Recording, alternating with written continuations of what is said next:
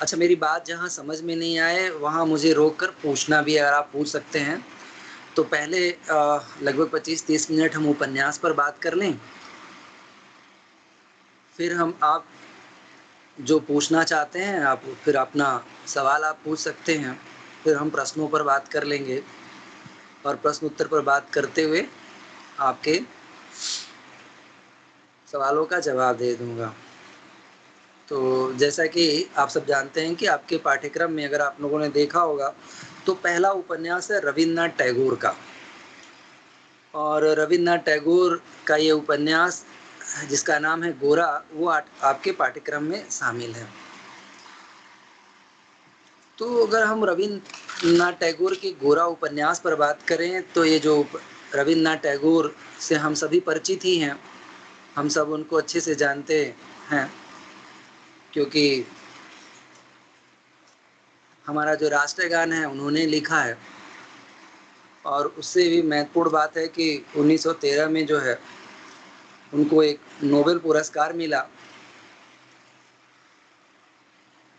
और एशिया के पहले व्यक्ति थे जिसको उस दौर में नोबेल पुरस्कार मिला 1913 के आसपास। तो वैसे भी बहुत महत्वपूर्ण है। तो रवीन्द्रनाथ टैगोर जिस दौर में लेखन कर रहे थे, बंगाल में आधुनिक चेतना का आरंभ हो रहा था और एक ऐसा वर्ग आधुनिक चेतना का जब उदय हो रहा था, तो वहाँ क्या था कि एक तो भारतीय समाज अपना प्राचीन समाज, दूसरा आधुनिकता के चेतना की वजह से वो बंगाली समाज में एक द्वंद्व, एक संघर्ष की स्थिति उत्पन्न हो रही थी। अब वो द्वंद्व और संघर्ष की स्थिति यह थी कि एक तरफ जो बंगाली समाज का जो पढ़ा लिखा वर्ग था, पढ़ लिख कर जो मध्यम वर्ग आ रहा था, वो आधुनिक भावना को, आधुनिक चेतना को अपनाने की तरफ आगे बढ़ रहा था। लेकिन उसी समाज में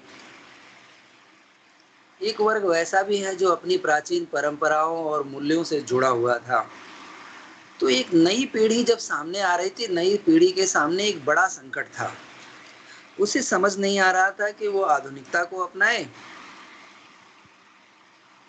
कि प्राचीनता को अपनाए या दोनों का समन्वय करके अपनाए।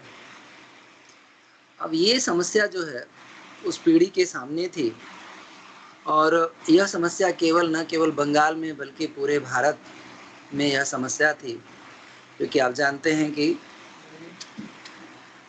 ऐसे समय में गोरा उपन्यास लिखकर रवीन्द्रनाथ टैगोर भारतीय समाज में जो यह द्वंद्व और संघर्ष चल रहा था, उस पर अपनी एक दृष्टि प्रदान करते हैं। तो थोड़े से अगर हम, क्योंकि आप में से बहुत ऐसे हैं, नए हैं शायद, क्योंकि जो क्लास में थे उन्हें तो पता है, लेकिन जो क्लास में नहीं है ऐसा मुझे, उनके लिए एक संक्षिप्त में इसकी सारांश जो कथा है वो मैं आपको समझा दूं, ताकि फिर जो बात करूंगा वो आपको ठीक से समझ में आ जाएगी। तकनीकी की अपनी दिक्कतें हैं। तो जैसा जानते हैं कि जब ये उपन्यास के आरंभ में ही एक पात्र है जिसका नाम है गौर मोहन यानी गोरा।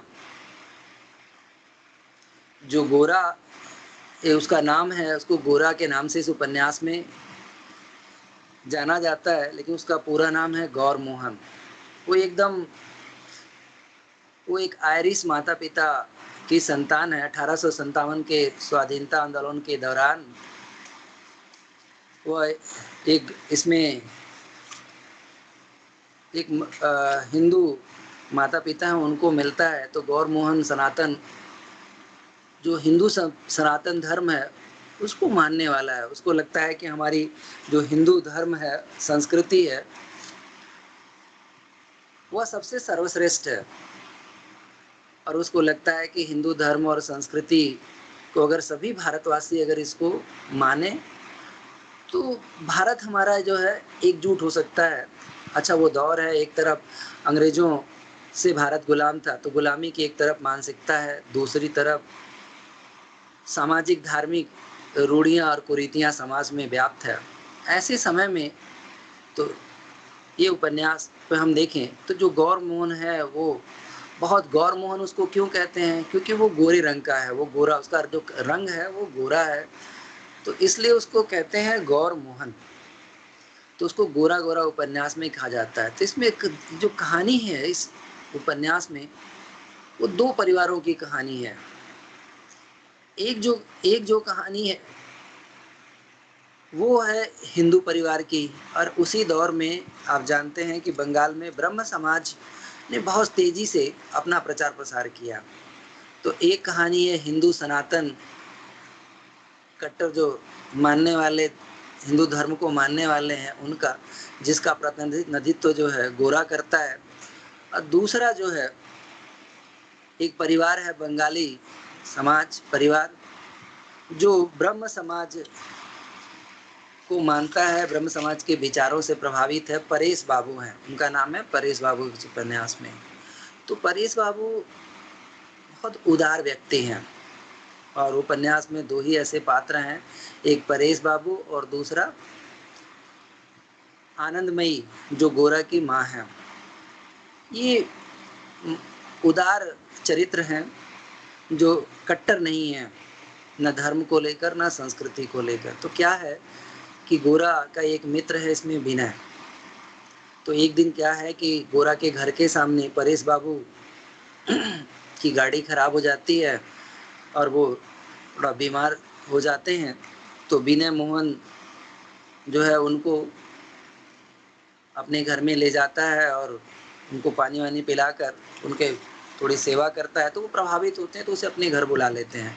तो विनय जो गोरा का दोस्त है वो जाता है और जाकर जो है अपने उनके परेश बाबू के यहाँ घर जाता। आने जाने से जो है तो वो देखता है कि वो जो समाज है उस समाज में स्त्रियां घर से बाहर नहीं निकलती हैं, लेकिन परेश बाबू की जो बेटियां हैं सुचित्रा और लावण्या और उनकी अन्य बेटियां, वो पुरुषों से बात करती हैं, घूंघट नहीं करती हैं। तो उसे बड़ा मतलब एक अच्छा लगता है, तो वो आकर्षित हो जाता है उनकी एक पुत्री के प्रति जिसका नाम है ललिता। लेकिन गौर मोहन नहीं चाहता कि वो जाए जो है और वो परेश बाबू के घर में, क्योंकि उसे लगता है कि अगर बिना परेश बाबू के घर में गया तो वो ब्रह्म समाज को अपना लेगा या ब्रह्म समाज में दीक्षित हो जाएगा। तो इन दोनों में एक संघर्ष होता है, लेकिन धीरे धीरे जो है स्थिति बदलती है। तो आप देखेंगे कि गोरा विनय जो है जाता है और उनकी पुत्री से वह प्रेम करने लगता है, और पुत्री से जब प्रेम करता है जिसका नाम है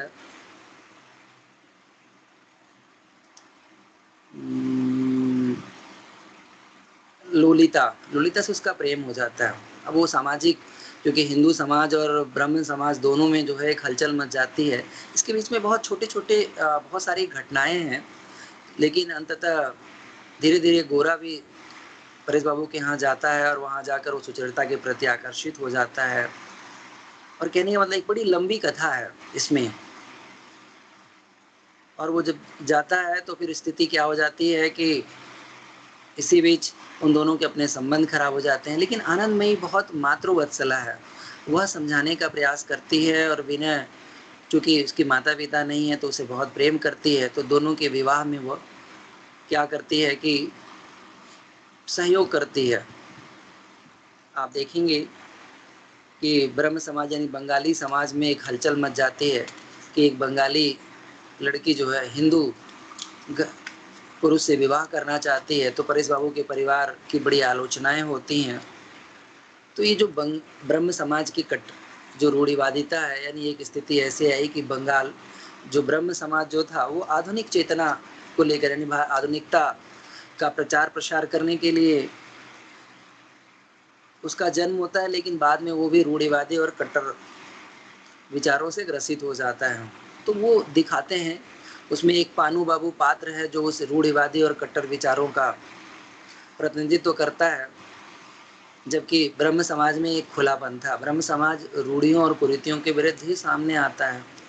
लेकिन स्थिति ये आती है कि धीरे-धीरे तो ये जो उस समय का समाज है, उस समाज में द्वंद्व था, तो ये प्रतीक के रूप में आगे चलते हैं। अब देखेंगे आप इस उपन्यास में कि स्थिति ऐसी आती है कि लोलिता और विनय के संबंधों पर सवाल खड़े होने लगते हैं। उधर नाराज होकर जो गोरा है वो समाज को देखने के लिए निकल जाता है, तो वहाँ देखता है कि अंग्रेज निलहे खेती करवाते हैं और जो दलित और गरीब व्यक्ति है उसका शोषण करते हैं, उसका वो विरोध करता है, जेल चला जाता है। वापस जब जेल से आता है, उसमें ये बहुत सारी जाति सामाजिक जो कुरीतियों, धार्मिक कुरीतियों की बात है, तो वहाँ वो कई ऐसी घटनाएँ घटती है। जब हम थोड़ा और बात करेंगे तो मैं इन सब पर चर्चा करूँगा, क्योंकि मैं केवल आपको संक्षेप में थोड़ी कथा की तरफ ले चल रहा हूँ, ताकि मैं जो आप में से जिन्होंने उपन्यास नहीं पढ़ा है, उसे मेरी बात समझ में आए। क्योंकि उपन्यास बहुत मोटा और कई पृष्ठों का और बहुत लंबा है और बहुत सारे गौण कथाएँ इसमें जुड़ी हुई हैं। लेकिन जो मैं आपको समझाना चाहता हूँ, तो क्या है कि अंततः बाद में जब वो आता है तो आर्य समाज के लोग यानी हिंदू समाज के लोग उत्साही जो है तो गौर मोहन का सम्मान करना चाहते हैं। इसी बीच में जो है आप देखेंगे कि जो गौर के पिता हैं, पालक पिता हैं, तो वो हिंदू धर्म को लेकर बहुत सारे बहस है। ये उपन्यास एक वैचारिक रूप से यानी प्रेम का तो चित्रण है, लेकिन यह प्रेम कैसा है, इस उपन्यास इसीलिए महत्वपूर्ण है कि इसमें वैचारिक यानी प्रेम का जो प्रस्फुटन है और प्रेम का जो विकास है वो वैचारिक विमर्श के रूप में सामने आता है कि जहाँ दो प्रेमी मिलते हैं, यानी जब सुचरिता के पास गोरा जाता है तो प्रेम की बातें नहीं बल्कि समाज और राजनीति की बातें करता है। उन बातों से ही सुचरिता उसकी तरफ आकर्षित होती है। और उधर दूसरी तरफ आप देखें तो लोलिता जो परेश बाबू की पुत्री है, वो विद्रोही है। वो सामाजिक जो रूढ़ियाँ और कुरीतियाँ हैं उस पर विद्रोह करती है, वो राजनीति पर विद्रोह करती है, वो किसी भी बंधन को स्वीकार नहीं करती है। उस दौर में वो आप देखें तो एक स्कूल खोलती है जहाँ वो जो है बच्चों को पढ़ाती है। स्कूल खोलने का उस दौर में बंगाली समाज में ये बहुत बड़ी बात थी कि स्त्रियाँ स्कूल कैसे खोल सकती हैं। दूसरा एक उसके चरित्र की एक बड़ी बात आती है कि जब उसकी माँ एक अंग्रेज के यहाँ नाटक करने के लिए उसे ले जाती है, उसी समय पता चलता है उसे कि अंग्रेज कैसे जो है भारतीयों का शोषण करते हैं और गौर मोहन को जेल में बंद कर दिया है विरोध करने का, तो वहाँ से चल देती है वो विरोध स्वरूप। तो आप देख तो उपन्यास का हर एक पात्र देखें कि वो एक दौर ऐसा है कि जहाँ बंगाली समाज में एक समाज ऐसा भी आता है जो सीधे-सीधे विद्रोही हो रहा है, अंग्रेजों के खिलाफ, अंग्रेजों के कुरीतियों के खिलाफ, अंग्रेजों के शोषण के खिलाफ। उसका प्रतीक है, आप देखेंगे तो लोलिता। और इसमें जो तो अंत में बहुत सारी कथाओं के बाद अंतिम जो बात है, क्योंकि मैं चाहता हूँ कि मैं आपसे बात करूँ, आपके सवालों पर बात करूँ, क्योंकि केवल इसकी मैं कथा सुनाऊँगा तो लगभग 1 डेढ़ घंटा निकल जाएगा। तो उपन्यास का जो अंत है वो अंत इस रूप में है कि आप देखेंगे कि जिस सनातन कट्टर संस्कृति और हिंदू धर्म को लेकर गोरा पूरा जीवन लगभग लंबे समय तक संघर्ष करता रहा, अपने मित्र का विरोध करता है, वह किसी से भी लड़ जाता है। उसका मानना था कि जो हिंदू संस्कृति है वो सर्वश्रेष्ठ संस्कृति है।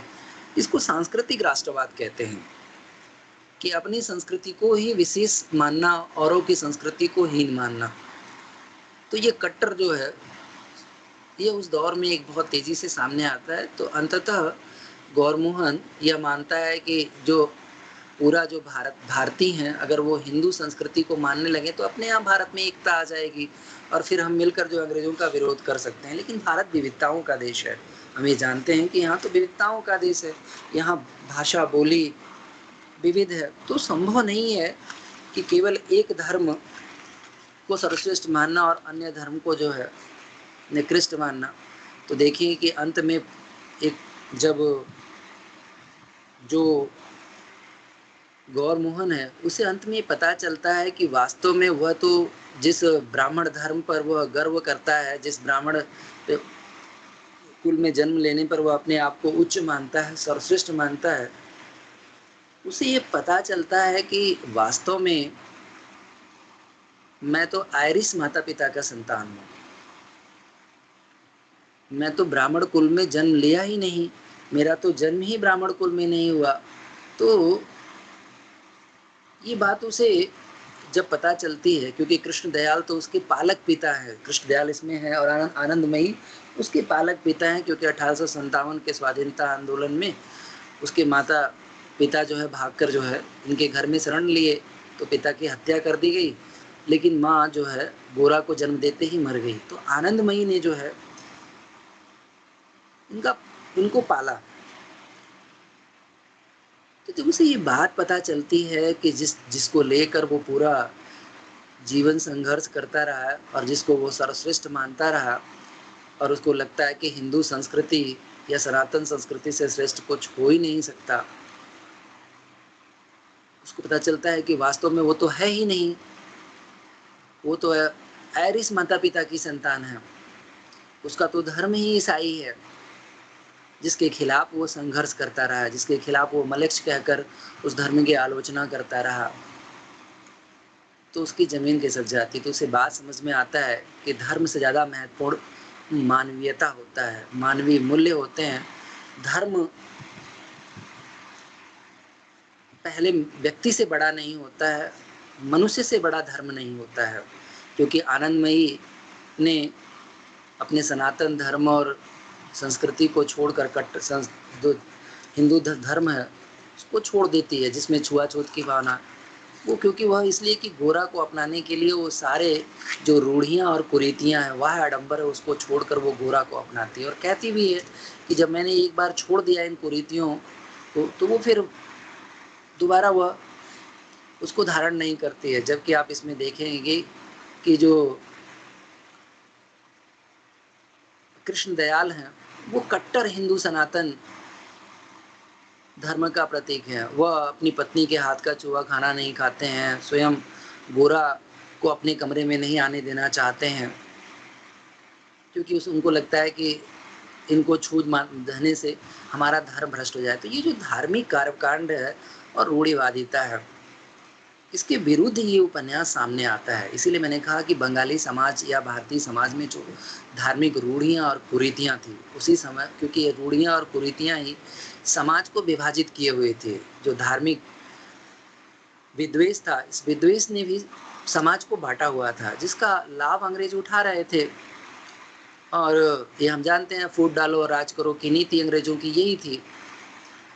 अंग्रेजों ने इस देश में सब कुछ बदल दिया, लेकिन धर्म और भाषा पर कभी बात नहीं की, क्योंकि वह जानते थे कि इस देश में जैसे ही हम धर्म और भाषा पर बात करेंगे, भारतीय जागरूक हो जाएंगे।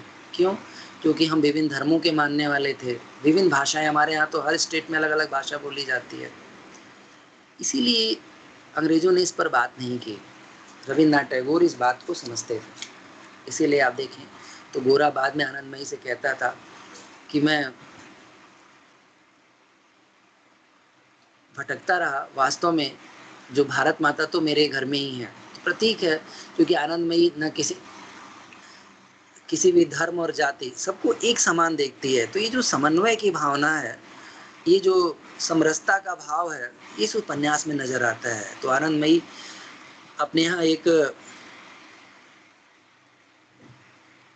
जो काम करने के लिए घरेलू नौकर रखी है, वो निम्न जाति की है, उसके हाथ का खाना खाती है, उसके हाथ का पानी पीती है। तो अब देखें तो ये जो दौर है, उस दौर में जहाँ जो समाज है, उस समाज में दो तीन समस्याएं हैं जो यह उपन्यास सीधे सीधे रेखांकित करता है या उठाता है। एक तो उस दौर में अंग्रेजों के द्वारा भारत को गुलाम बनाया गया, तो गुलामी की मानसिकता से मुक्ति की भावना।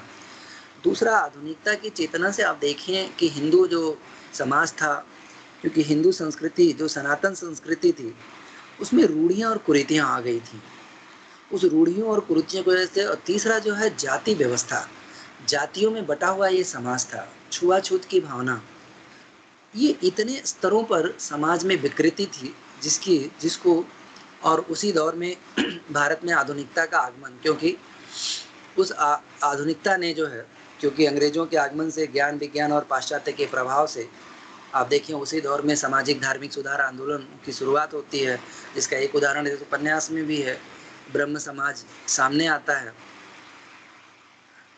तो यह जो उपन्यास है ये इन मुद्दों को उठाता है और बात करता है। एक तो राष्ट्रीयता की बात करता है, जैसा मैंने बता दिया आपको, सामाजिक धार्मिक कुरीतियों पर, सामाजिक चेतना की बात करता है। हिंदू जो संस्कृति है, सनातन संस्कृति, उसमें जो रूढ़ियाँ और कुरीतियाँ आ गई हैं, उस दौर का जो ब्रह्म समाज है, जो ब्रह्म समाज में जो रूढ़ियाँ और कुरीतियाँ आ गई हैं, उस पर सवाल खड़े करता है, क्योंकि ब्रह्म समाज जिसको लेकर बनाया गया था, बाद में उसमें भटकाव आने लगा था, उस पर बात करता है। और प्रगति, एक आधुनिकता और परंपरा का द्वंद है इस उपन्यास में, कि वो बंगाली समाज में एक हलचल सी मच जाती है। वो युवा पीढ़ी समझ ही नहीं पाती है कि हम आधुनिकता को अपनाएं कि परंपरा को अपनाएं कि प्राचीनता को अपनाएं।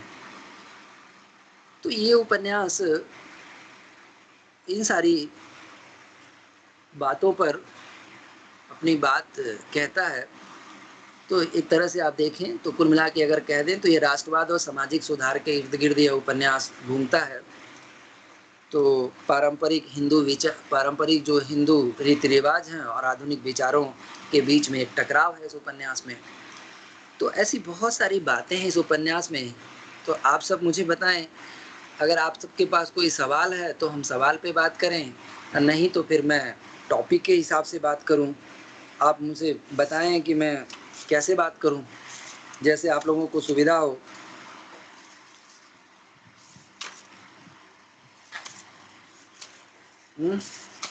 सर। हाँ हेमलता बताइए। एक second sir. Good morning sir.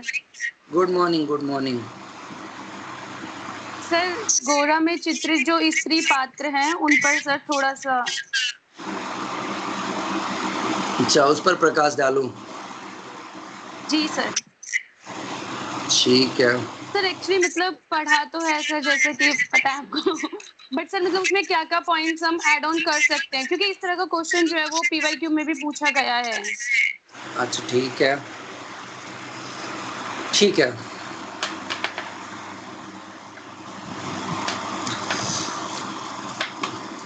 आप में से कितने लोगों ने इस उपन्यास को पढ़ा है? क्योंकि अच्छा, केवल हेमलता ने। बाकी समीक्षा या सारांश देखने का प्रयास किया हो? ठीक है संगीता, आपने भी। चलिए कुछ लोगों ने मतलब देखा और पढ़ा है। ठीक है, इसका मतलब काफी लोगों ने जो है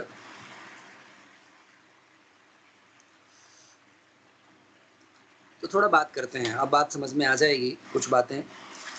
जैसा कि मैंने कहा कि इस उपन्यास के स्त्री पात्रों की बात करें तो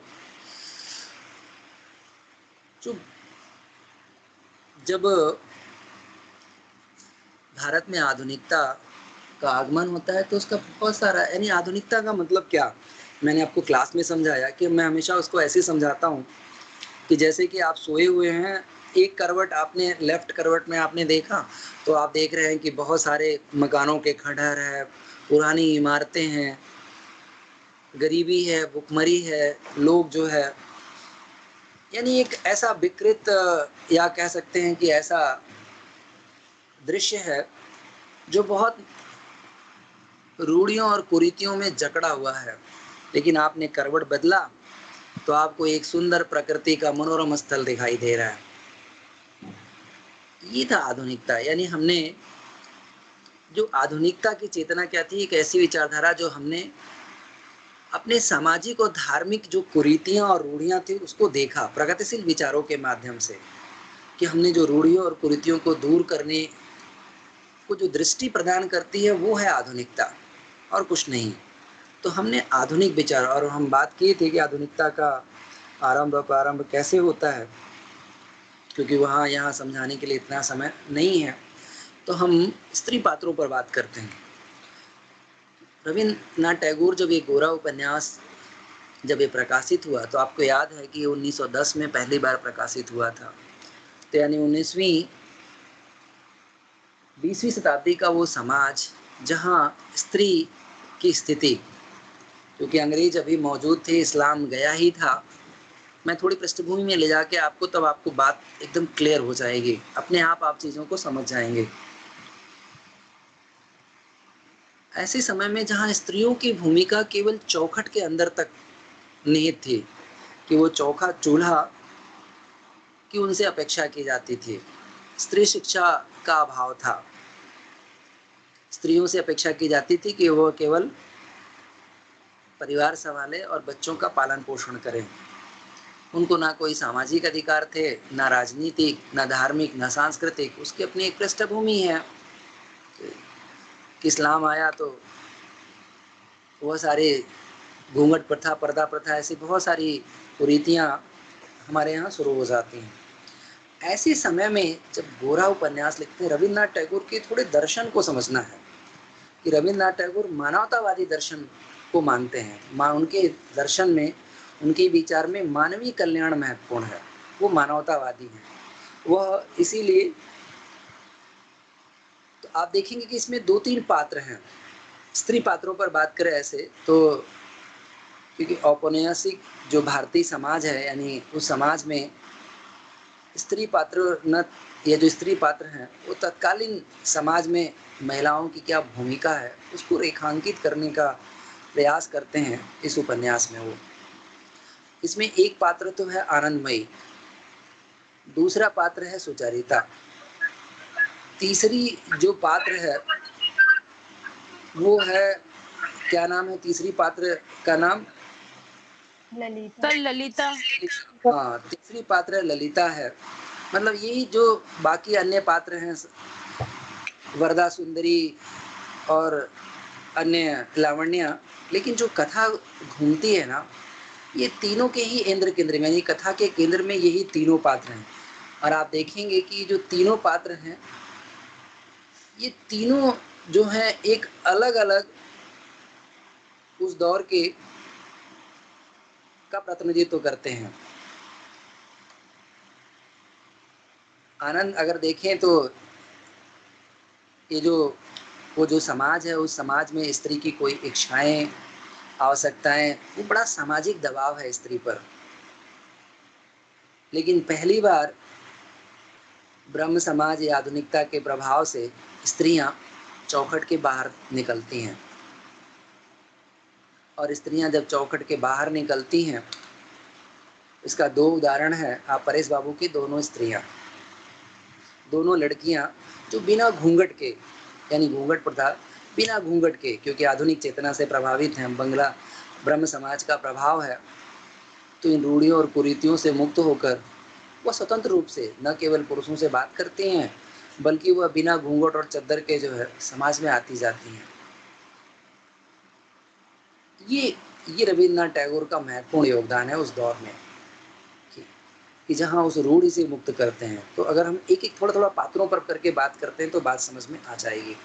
तो अगर आनंदमयी पर बात करें तो आनंदमयी को देखेंगे तो उसके अंदर मातृत्व की भावना है, वह सामाजिक बंधनों से मुक्त है।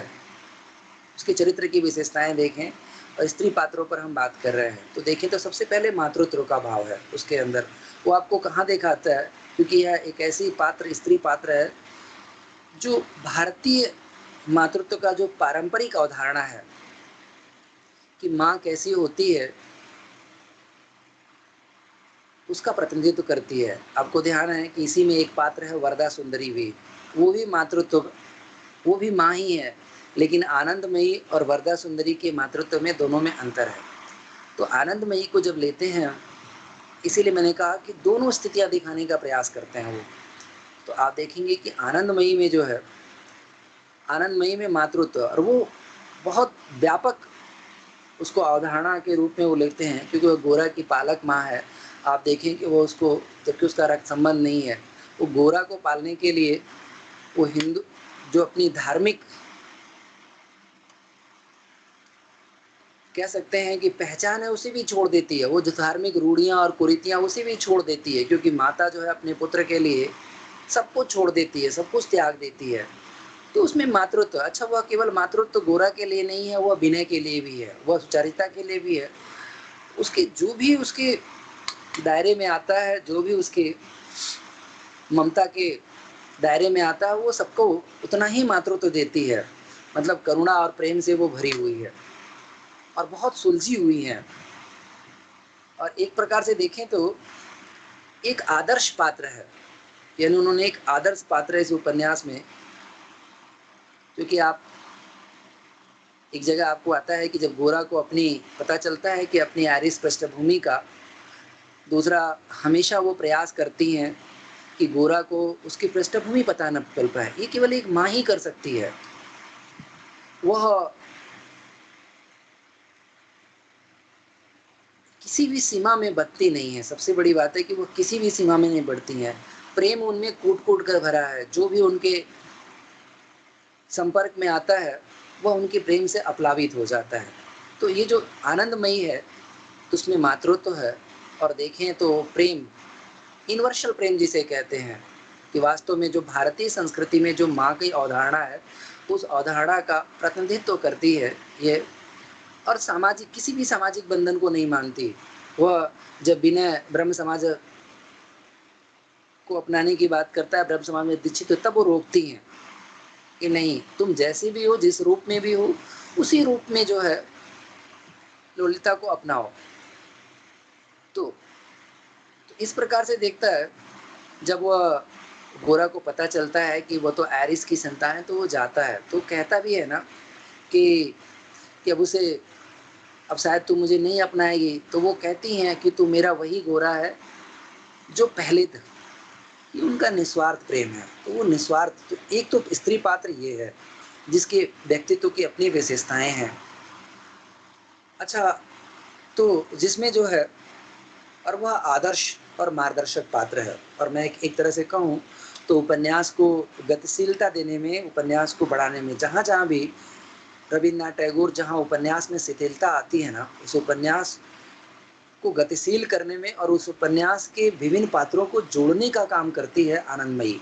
स्त्री पात्र है और इतनी सशक्त पात्र है कि उतनी सशक्त पात्र देखें तो पूरे उपन्यास में स्वयं गोरा भी नहीं है, जिसमें, और एक अद्भुत बात ये है कि उस परिवार में रहते हुए भी देखें आप, तो जहाँ पति और पुत्र के लिए वो, क्योंकि माँ है तो माँ आप जानते ही हैं कि वह हर आवश्यकताओं की पूर्ति करती है। वह अपने हर पीड़ा को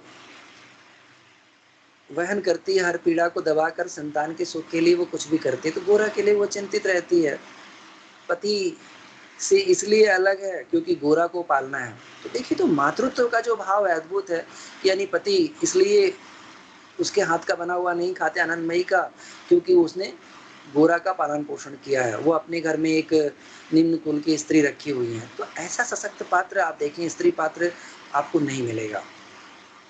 तो ये सबसे, दूसरी अगर हम बात करें, जो स्त्री पात्र है वो सुचरिता, थोड़ा उसकी व्यक्तित्व की बात करें तो आपको अगर उपन्यास पढ़ते हुए ध्यान दें कि ये वही दौर है जब भारत में स्त्री शिक्षा की शुरुआत होती है। स्त्रियां पढ़ना शुरू करती हैं। रवीन्द्रनाथ टैगोर अपने उपन्यास में दिखाते हैं कि गोरा और ललिता, लावण्या और सुचरिता ये शिक्षित हैं, ये पढ़ी लिखी स्त्रियां हैं।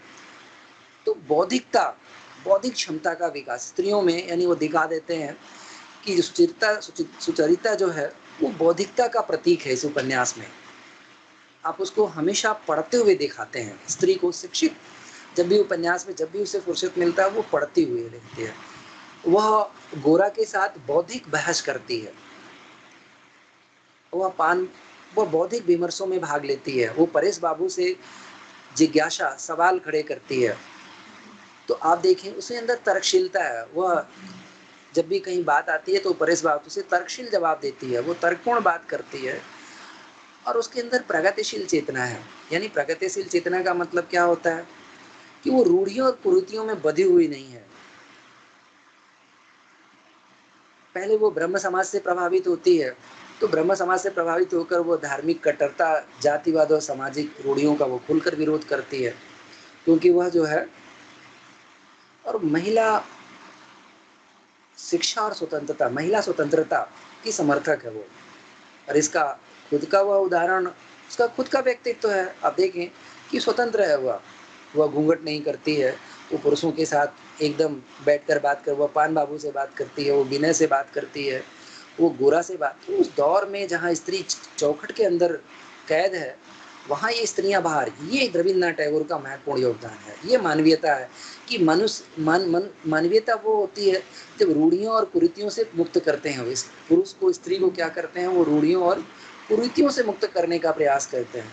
तो महिलाओं की स्वतंत्रता के महत्व को बड़ी गहराई से समझते हैं। और आप देखेंगे कि इसकी गोरा उपन्यास की जितनी भी स्त्रियां हैं ना, वो सब स्वतंत्र हैं, वैचारिक रूप से, सामाजिक रूप से, धार्मिक रूप से, राजनीतिक रूप से उनमें चेतना है, वो स्वतंत्र हैं। और वह सबसे बड़ी बात है कि वो अपने विचारों को बड़ी ही निर्भीकता के साथ, बड़ी गहराई गंभीरता के साथ व्यक्त करती हैं। तो ये उस दौर में ये क्रांतिकारी बात थी कि जहाँ स्त्री चौखट के अंदर थी, अशिक्षित थी, वहाँ गोरा की स्त्री जो पात्र हैं, वो बौद्धिक विमर्शों में, बौद्धिक संवादों में भाग लेती हैं, वह विमर्श करती हैं, वह जो है सामाजिक धार्मिक वह केवल विचारों से नहीं बल्कि अपने व्यक्तित्व से उन रूढ़ियों और कुरीतियों को तोड़ने का काम करती हैं। आपको याद है कि वह, आप उपन्यास पढ़ेंगे तो एक जगह विनय के साथ, मेरा क्वेश्चन है, हेलो सर मेरा एक प्रश्न है। हाँ, एक आखिरी बात करके थोड़ा सा ललिता को, फिर अगले प्रश्न लेते हैं। इसमें एक पात्र और ललिता है जिस पर भी बात कर लें, फिर अगले पर आ जाएंगे, फिर आपके स्त्री पात्रों वाली बात इसी प्रश्न से जुड़ा हुआ प्रश्न है। हाँ हाँ बताओ। इसी प्रश्न से जुड़ा हुआ प्रश्न मेरा। हाँ बताइए।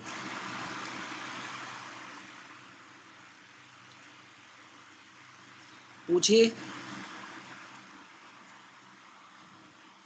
जैसे आपने बताया कि इस उपन्यास की जितने भी स्त्री पात्र हैं सभी स्वतंत्र हैं, रूढ़ियों और कुरीतियों से मुक्त हैं। तो क्या इस दौरान हमें वो जो मौसी होती है सुचरिता की, जिनका आगमन होता है बीच में, उपन्यास के बीच में, उनकी भी चर्चा करनी पड़ेगी, जो कि कुरीतियों से बंधी हुई होती, रूढ़ियों से बंधी हुई होती? नहीं, एकदम। आप जब स्त्री पात्रों की बात आप करेंगे तो आप सभी लगभग स्त्री पात्रों पर बात कर सकते हैं, सबके बारे में, सबके चरित्र की अपनी विशेषता बताते हुए आप बात कर सकते हैं, क्योंकि निश्चित रूप से वह सनातन हिंदू संस्कृति के जो रूढ़ और आडंबर है उसमें बधी हुई महिला है, तो आप उसका भी दिखा सकते हैं। तो उससे आप यह बात बता पाएंगे कि उस दौर में जहाँ स्त्रियां रूढ़ियों और कुरीतियों में बधी हुई थी, वहाँ जो है सुचरिता इन रूढ़ियों और कुरीतियों से मुक्त है। तो आप तभी बता पाएंगे विभिन्न पात्रों पर बात करते हो। मैं उसी पर आ ही रहा था कि इसी स्वतंत्रता और मुक्ति की बात, तो मैं वही बात आपको समझाने की कोशिश कर रहा था। तो अगर आपको, क्योंकि जब आप स्त्री पात्रों पर बात करेंगे तो आप थोड़े थोड़े सब पर बात करेंगे और सबके चरित्रों पर बात करेंगे। ठीक है, बात समझ में आ गई जी? शालिनी, ठीक है। इसमें एक पात्र है ललिता। जल्दी से इस बात को कंप्लीट करते हैं, थोड़ा एक आध सवाल और लेकर अगले की तरफ चलते हैं। अब ललिता की बात देखें तो ललिता के जो व्यक्तित्व में वो भावुकता है, उसके व्यक्तित्व में क्या है, भावुकता एक विशेषता है। वो भावुक हो जाती है तुरंत किसी पर, और स्वतंत्रता की आकांक्षा उसके अंदर है, एकदम स्वतंत्रता का भाव उसके अंदर है। और वो सामाजिक मानदंडों और रूढ़ियों का वह खुला विरोध करती है। और एक तरह से देखें तो सुचरिता से ज्यादा सशक्त पात्र है ललिता, और यह एक जीवंत पात्र है, जटिल स्त्री पात्र है, जहाँ किसी भी कुरीति का एकदम खुले तौर पर विरोध करती है। जहाँ सुचरिता जो है शांत रह जाती है, वहाँ ललिता विद्रोह कर देती है। तो विद्रोही पात्र है। ये वो दौर है जहाँ स्त्रियों में आधुनिक चेतना आ रही थी, विद्रोह, नई पीढ़ी जो है, नई युवा पीढ़ी सामाजिक धार्मिक रूढ़ियों और कुरीतियों के खिलाफ विद्रोह कर रही थी। उस विद्रोह का प्रतीक है ललिता। तो आप देखें कि उसके अंदर वह एकदम भावुक है, वह किसी भी विषय पर तुरंत भावुक होकर एकदम विद्रोह कर देती है। जब वो, आपको याद है कि उसकी माँ एक अंग्रेज अधिकारी के घर नाटक खेलने के लिए उसे मना कर ले जाती है, लेकिन जो ही उसे पता चलता है कि अंग्रेजों ने जो है गोरा को जेल में बंद कर दिया इसलिए कि वो मजिस्ट्रेट का वो विरोध करता है, उसके शोषण का, तो वो तुरंत जो है भावुक में आकर जो है विद्रोह कर देती है और वहाँ से चल देती है, विनय को साथ में लेकर स्टीमर से। तो वो सामाजिक बंधनों और चुनौतियों का वो विरोध नहीं करती, वो चुनौती देती है। ये अंतर है सुचरिता और लोलिता में, कि जहाँ वो विद्रोह नहीं कर, वह विद्रोह कर देती है सीधे-सीधे। वो आत्मनिर्भरता, वह आत्मसम्मान को, स्त्री के आत्मसम्मान को, स्त्री के गौरव को महत्व देने वाली पात्र है। वो कहती है कि चलो एक स्कूल खोलते हैं। वो सुचरिता को तैयार करती है कि मैं स्त्रियों को पढ़ाऊंगी, और वह प्रयास करती है कि लड़कियों को पढ़ाकर उन्हें आत्मनिर्भर, तो स्त्री आत्मनिर्भर बनाने का जो प्रयास है वो आप उसमें देखेंगे। जब वह विनय से प्रेम करने का, विवाह करने का निर्णय ले लेती है, तो फिर वो कुछ नहीं सुनती है, किसी की भी नहीं सुनती है। तो आप देखें, और सामाजिक मानदंडों को एकदम नहीं मानती है, क्योंकि जहाँ ब्रह्म समाज में से दीक्षित होने के बावजूद, ब्रह्म समाज को मानने के बावजूद, वह विनय से कहती है कि तुम जैसे भी हो, जिस रूप में भी हो, हम तुम्हें उसी रूप में स्वीकार करूंगी। यानी जहाँ ब्रह्म समाज यानी बंगाली समाज, ब्रह्म समाज के लोग दबाव देते हैं विनय को कि तुम हिंदू बंगाल ब्रह्म समाज को अपना लो या ब्रह्म समाज में दीक्षित हो जाओ, तब जो है तुम लोलिता से शादी कर सकते हो। वो तैयार भी हो जाता है, लेकिन ललिता जो है मना कर देती है कि नहीं, कि धर्म के रूढ़ियों के आधार पर कृत्य का वह, तो आप देखेंगे कि उसमें जो है भावुकता है, स्वतंत्रता की भावना भी है, और सामाजिक रूढ़ियों और कुरीतियों के प्रति विद्रोह का भाव है। और एक प्रकार से जो है वो बहुत कठोर है सामाजिक रूढ़ियों कृत्यों को, वो अपने हृदय का भाव सुनती है, एकदम जो उसके मन में आता है वही करती है। वो अंतरजातीय विवाह उस दौर में ये बहुत बड़ी बात थी। तो देखिए अंतरजातीय विवाह, वह विवाह करती है और समस्त सामाजिक और धार्मिक रूढ़ियों का वो विरोध करती है। तो ऐसे इसमें से बहुत सारे स्त्री पात्र हैं जिन पर आप बात कर सकते हैं। वरदा सुंदरी है जो ब्रह्म समाज में दीक्षित है, अंग्रेजी आधुनिक विचारधाराओं से प्रभावित है, वह ब्रह्म समाज को ही सब कुछ मानती है। तो इस प्रकार से इसमें देखें तो जो स्त्री पात्र हैं वह अपना प्रतिनिधित्व करती हैं।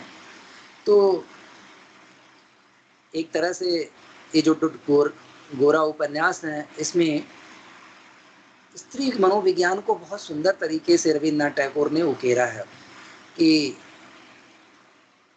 जो स्त्री पात्र है वह न केवल अपने व्यक्तिगत संघर्षों और आकांक्षाओं के माध्यम से उपन्यास को आगे बढ़ाती हैं, बल्कि तत्कालीन जो समाज है, बंगाली समाज है, वो जो भारतीय समाज है, उस समाज में स्त्रियों की जो बदलती स्थिति कैसी है, जो स्त्रियों की स्थिति बदल रही थी, उसका भी चित्रण उस उपन्यास में करते हैं।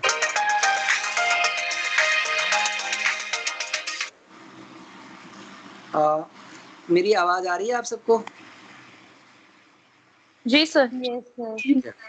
तो ये एक बात है, कुल मिलाकर इस पर अब तो आप बात कर सकते हैं। तो स्त्री पात्रों पर आप ये बात करते हैं, सभी मिलकर एक ऐसे बहुआयामी चित्र प्रस्तुत करते हैं स्त्री पात्रों का, जहां अद्भुत बात है। एक जगह अंत में जहां गोरा स्त्रियों का राष्ट्रीय आंदोलन में भाग लेने का विरोध करता है, वहीं पे विनय की बात से और सुचित्रा से बात करते हुए महसूस होता है कि जब तक स्त्रियों को राष्ट्रीय आंदोलन में या सामाजिक धार्मिक आंदोलन में बराबर का भागीदार नहीं बनाया जाएगा ना, तब तक आज़ादी संभव नहीं है, सामाजिक धार्मिक कुरीति से मुक्ति संभव। ये महत्वपूर्ण बात है इस गोरा उपन्यास का, कि जहाँ वो स्त्री आधी आबादी को, जो स्त्री को समान भागीदारी देने की बात करते हैं वह। तो ये स्त्री पात्रों पर ऐसे आप बात कर सकते हैं इसमें। और अगर आपको और कुछ पूछना है गोरा पर तो फिर बात करें, नहीं तो फिर संस्कार की तरफ चलें, कुछ उस पर बात कर लें, क्योंकि दो पर अभी बात कर लें।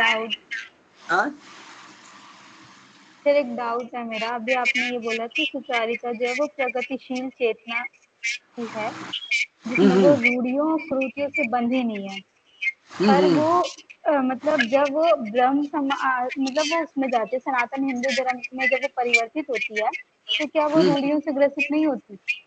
नहीं नहीं, एकदम एकदम वह कट्टर वो हिंदू संस्कृति को तो अपनाती है, लेकिन आप ध्यान दें कि वो गोरा की तरह से वो रूढ़ियों और कुरीतियों आडंबरों में नहीं बदती है। वह अपनी मौसी की तरह वह उन रूढ़ियों आडंबरों का जो है पालन नहीं करती है। वह अपनी ऐसा नहीं है कि वह इसका मतलब यह तो ये पूरा उपन्यास इन्हीं रूढ़ियों और कुरीतियों के विरुद्ध तो है उपन्यास। तो वह इसलिए वो प्रगतिशील है, यानी अपनी संस्कृति अपने धर्म को अपनाना प्रगतिशीलता की बात तो है, लेकिन वो रूढ़ियां और कुरीतियां हैं, जो रूढ़ियां और कुरीतियां हैं वो कुरीतियां बाधक हैं, उसको नहीं अपनाती है। वह तर्कशील ढंग से अगर वो अपनाती भी है तो तार्किक तरीके से अपनाती है। ऐसा नहीं है कि वो आते हुए वह गोरा के साथ खाना नहीं बैठकर खाती है, या अन्य जैसे उसकी मौसी जो है मना करती है कि भाई पर पुरुष से बात नहीं करनी है, लेकिन सुचरिता बात करती है। सुचरिता जो है स्त्री शिक्षा की बात करती है, लोलीलता के विवाह में समर्थक होती है। तो ये जो वो प्रगतिशील पात्र है, यानी केवल धार्मिक यानी हिंदू धर्म को अपनाने से वो रूढ़िवादी नहीं हो जाती है, वो प्रगतिशील पात्र है उसके व्यक्तित्व में जो है। इसीलिए मैंने कहा कि उसके यहाँ तर्कशीलता है। वो जहाँ हम तर्क करते हैं तो सामाजिक और धार्मिक रूढ़ियां अपने आप समाप्त हो जाती हैं, इसीलिए उसके यहाँ वो प्रगतिशील चेतना मिलती है। ठीक है। Okay sir. हाँ हाँ, हेमलता सब का सवाल है, पूछो। सर जैसे जो सुचरिता का व्यक्तित्व है वो काफी प्रभावशाली व्यक्तित्व है, और ठीक सर बात। जैसे कि अचानक जब उनकी मौसी आती है तो उन जो सुचरिता का व्यक्तित्व है उसको थोड़े से अलग प्रकार से दिखाया जाता है कि वो धार्मिक कर्म कांडों में विश्वास करती हैं, और एक जगह पर वो कहीं ना कहीं छुआछूत को भी मानने लगती हैं। तो सर इसके पीछे का उद्देश्य क्या है?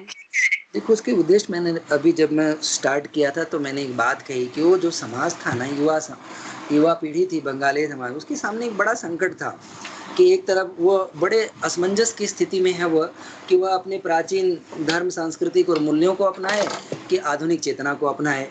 तो ये जो द्वंद्व है, ये संघर्ष है ना, ये द्वंद्व है, उसकी प्रतीक है सुचरिता।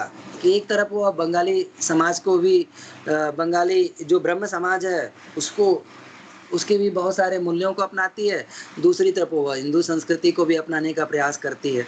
तो बस एक पात्र उसके व्यक्तित्व को उभारने के लिए उन्होंने बताया कि यह कि वह मौसी को खुश करने के लिए उसके हिंदू संस्कारों को भी अपना लेती है, हिंदू जो रीति रिवाज है उसको भी अपनाने लगती है, लेकिन इसका मतलब ये नहीं है कि वो रूढ़िवादिता की तरफ बढ़ जाती है, वह कट्टरता की तरफ बढ़ जाती है।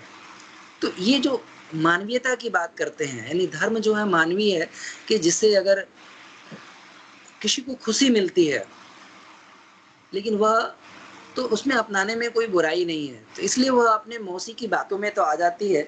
वह कहीं ना कहीं गोरा से भी प्रभावित होती है, पूरा विचारों से वो करती है, लेकिन आप देखें कि उसमें वो संकीर्णता नहीं है, वो रूढ़िवादिता नहीं है, वो आडंबरों को नहीं ओढ़ती है वो। ठीक है, जी एक सर, द्वंद्व है। Thank you sir. हाँ, उस द्वंद्व को जो है वो दिखाई देता है उस समाज में, कि जहाँ वो आधुनिकता को अपनाए कि वो परंपरा को ग्रहण करें, उसका प्रतीक है सुचरिता। और कोई सवाल? चलो, तो थोड़ा संस्कार पे बात कर लें क्या? Yes sir. आप पूछ सकते हैं, आप सीधे सवाल पे बात करो, सवालों से बात करते हैं। अच्छा चलो 5 मिनट थोड़ा संस्कार पे बात कर लेते हैं, फिर ताकि जो नए जुड़े हैं जिन्होंने नहीं क्लास अटेंड की है, तो थोड़ा 10 मिनट संस्कार पे कुछ बात करके तो सवाल पे बात करेंगे तो उन्हें भी बात समझ में आ जाएगी। अच्छा, मेरी बात तो समझ में आ रही है ना आप सबको? यस क्योंकि सर। यस मुझे सर। थोड़ी मुझे दिक्कत तो होती है ऑनलाइन, क्योंकि मुझे पढ़ाने में ऑफलाइन ही मज़ा आता है। थोड़ा संस्कार पे बात करते हैं। तो यू आर अनंत मूर्ति का जो ये उपन्यास है,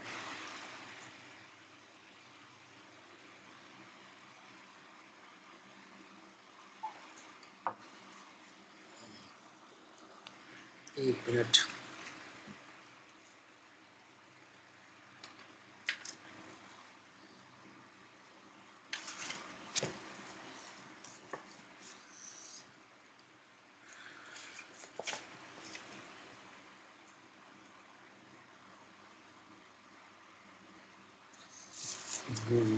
तो आपके पास तो संस्कार जो है युवा अनंत मूर्ति कन्नड़ भाषा में इन्होंने लिखा था। युवा अनंत मूर्ति के बारे में आप सब जानते हैं कि अंग्रेजी के प्राध्यापक थे और यूरोप में पढ़े लिखे थे और वहाँ के मार्क्सवादी विचारधाराओं से प्रभावित हुए थे। उस प्रभाव के स्वरूप ये जो उपन्यास लिखा उन्होंने भारत की भूमि पर बैठकर नहीं लिखा, यह उपन्यास उन्होंने यूरोप में ही लिखा। ये अद्भुत बात है कि विदेश में बैठकर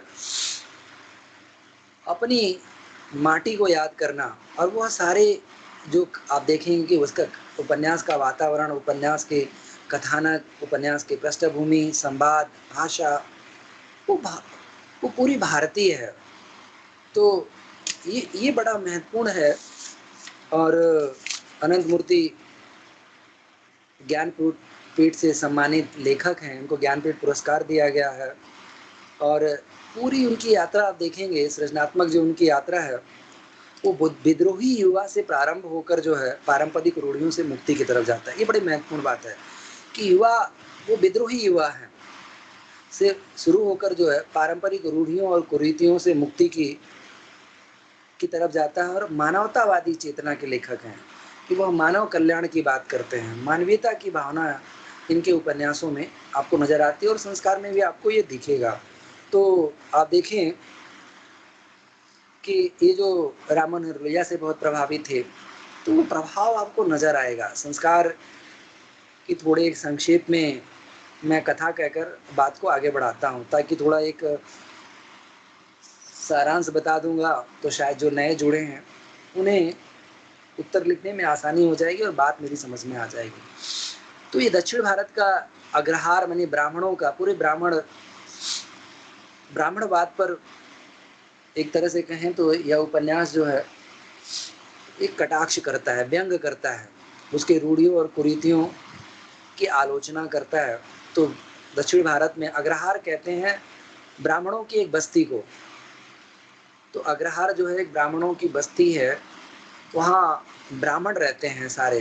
अच्छा, वो ब्राह्मण बहुत परंपरा और सनातन संस्कृति को मानने वाले हैं और वो ऐसे हैं जो उनका काम यही है कि वेदों का अध्ययन करना, पूजा पाठ करना, उनमें ही अपने वो जीवन की नियति मानते हैं। उसी जीवन की अपनी नियति वो देखते हैं। तो सुबह से शाम तक वो है उन्हीं में वो लिप्त रहते हैं। अच्छा, इस उपन्यास में आध्यात्मिकता और भौतिकता, इस उपन्यास में दो पात्रों की कथा है, या तो कहें तो दो जीवन मूल्यों की कथा है। इस उपन्यास में दो पात्र नहीं बल्कि दो जीवन मूल्य है। एक जीवन मूल्य आध्यात्मिक है, एक जीवन मूल्य भौतिक है।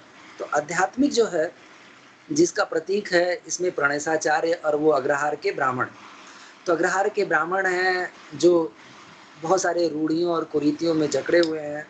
वो धर्म अपना हर जो है जो कार्य करते हैं उस कार्य को श्रेष्ठ सब बताने के लिए, अपनी रूढ़ियों और कुरीतियों को छुपाने के लिए, अपने जो ऐसे कृत्य हैं उनको छुपाने के लिए वो धर्म का आवरण, धर्म का खोल धारण करते हैं। दूसरा इसमें एक पात्र है नारायणप्पा, जो इन रूढ़ियों और कुरीतियों से मुक्त है। वो भौतिक जीवन मूल्यों का प्रतीक है। तो आप देखें कि उपन्यास का आरंभ भी वहीं से होता है कि नारायणप्पा की मृत्यु हो जाती है। अच्छा, नारायणप्पा ऐसा विद्रोही पात्र है कि उसने ब्राह्मणत्व को त्याग दिया है। वो मुसलमानों के साथ बैठकर खाना खाता है। उसने एक स्त्री से विवाह किया है जो चंद्री है, जो शूद्र है। उसके यहाँ वो कोई भी ब्राह्मण धर्म का यानी सनातन हिंदू धर्म का कोई भी क्रियाकलाप पालन नहीं करता। वो सनातन संस्कृति के किसी भी प्रतीक को धारण नहीं करता, कोई पूजा पद्धति में विश्वास नहीं करता। तो पूरी तरह से जो है आप देखें कि कैसा पात्र है जो विद्रोही है। तो उसकी मृत्यु हो जाती है। तो सवाल खड़ा यहाँ ये हो जाता है कि अब वो चूंकि वह वो ब्राह्मण ही होता है तो उसके अंतिम संस्कार की बात आती है। तो सवाल ये है कि उसने ब्राह्मणत्व को त्याग दिया है, लेकिन अनंत मूर्ति कहते हैं लेकिन ब्राह्मणत्व ने उसे नहीं त्यागा है। तो चूंकि वो ब्राह्मण था तो सवाल शास्त्र सम्मत बात आती है कि भाई उसका जो अंतिम संस्कार ब्राह्मण करे या किसी और से कराया जाए।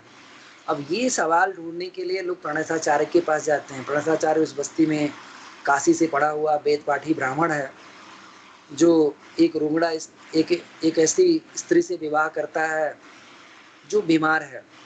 उसको लगता है कि ऐसी बीमार स्त्री की सेवा करने से वो ईश्वर की सेवा कर रहा है, तो उसे मोक्ष की प्राप्ति हो जाती है। उसकी दिनचर्या ऐसी है कि वह सुबह उठता है, पूजा पाठ करता है, फिर अपनी पत्नी के लिए खाना बनाता है, उसको नहलाता है, कपड़े पहनाता है, फिर दोपहर में वो अग्रहार के ब्राह्मणों को वेद और रामायण महाभारत की कहानियाँ सुनाता है, उपनिषदों की गाथाएं सुनाता है।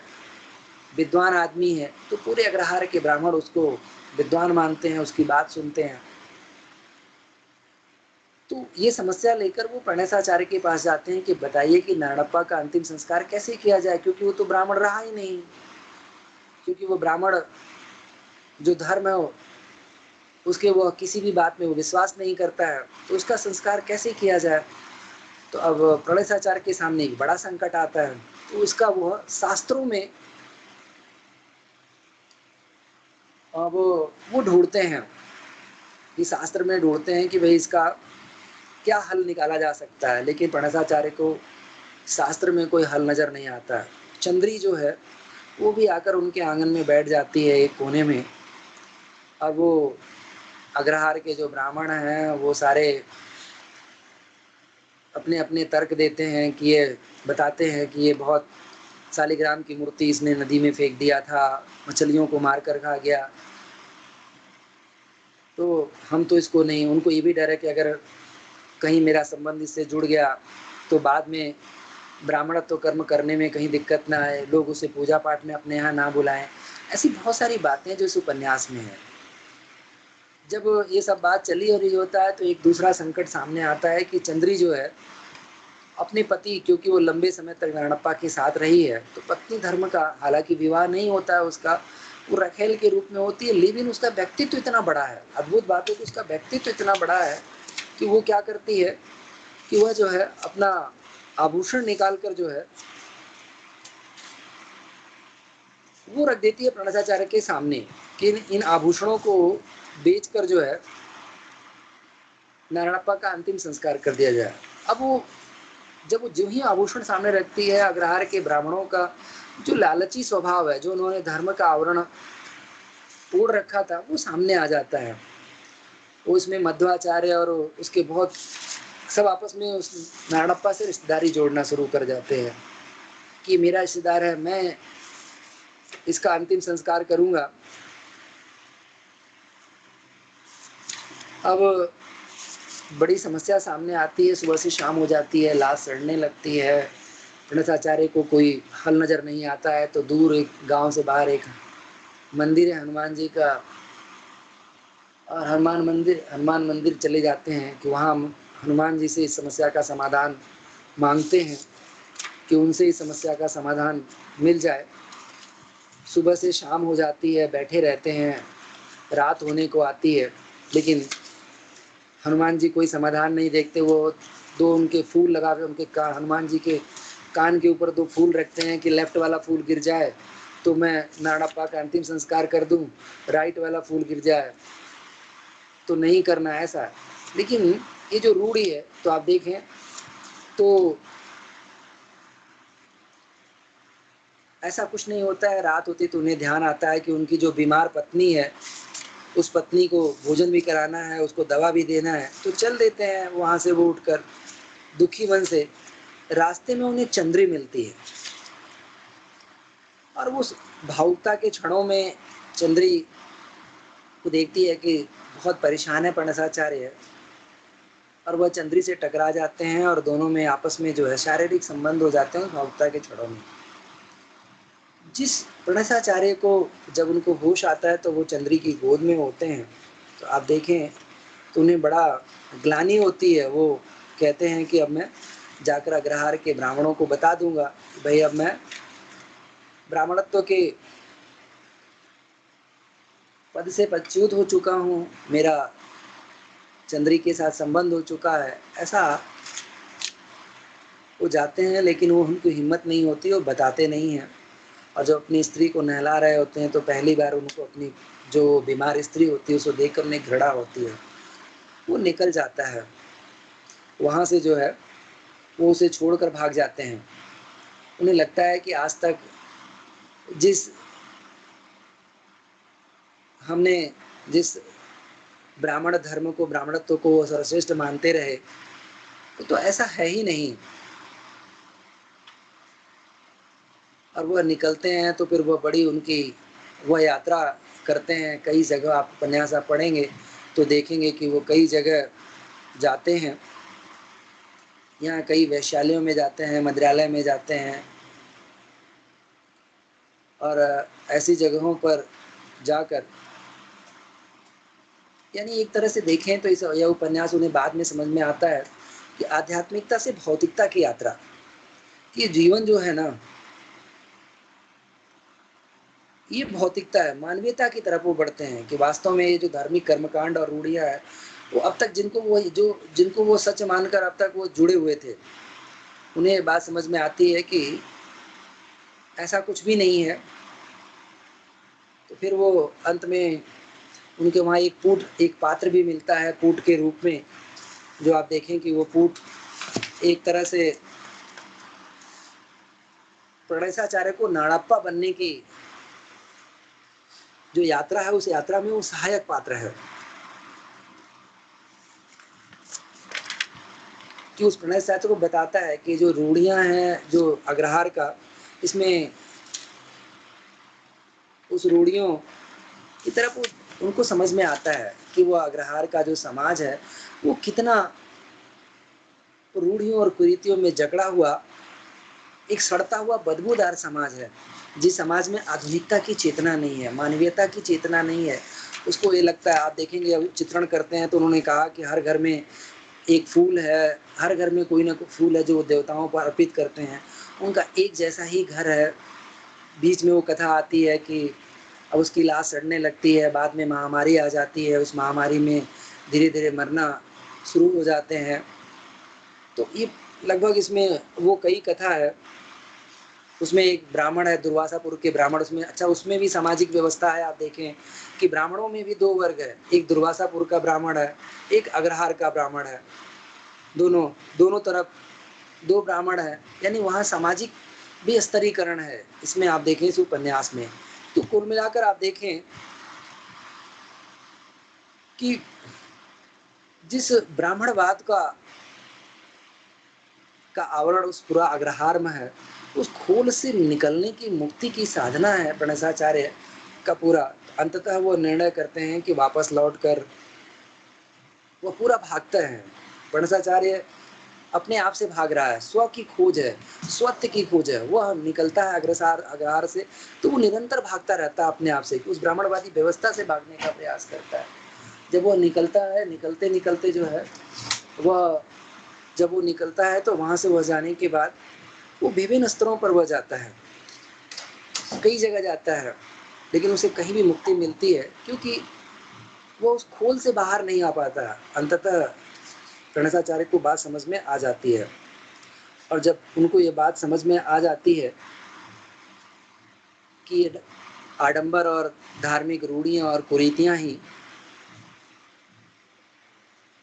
उनकी मानवीयता के सामने आती है, तो वो त्याग देते हैं और वापस जो वो लौटते हैं, और यह निर्णय कर लौटते हैं कि अग्रहार वह अपने प्रणेशाचार्य यानी जो पद है आचार्य का वह त्याग देंगे और चंद्री से विवाह कर एक जीवन यापन करेंगे, ऐसा वो तय करते हैं। और उपन्यास लगभग ही समझता है। हालांकि इस उपन्यास में इसके साथ ही अन्य कथाएं भी चलती हैं साथ साथ, आप देखेंगे। तो मैंने इसलिए कि बहुत संक्षेप में आपको यह कथा बताने का प्रयास किया है। अब आप सवाल पूछें ताकि सवाल के माध्यम से हम बात कर सकें। कोई सवाल है तो आप सवाल पूछें। संस्कारी कौशिक भक्ति भ्रांति कथा। संस्कार एक औसत भारतीय ग्राम की कथा। हाँ, थोड़ा जोर से बोलिए। सर, संस्कार एक औसत भारतीय ग्राम की कथा है, इस कथन पर विचार कीजिए। अच्छा, ये सवाल है। यस सर, PYQ में आया हुआ है। अच्छा, ठीक है।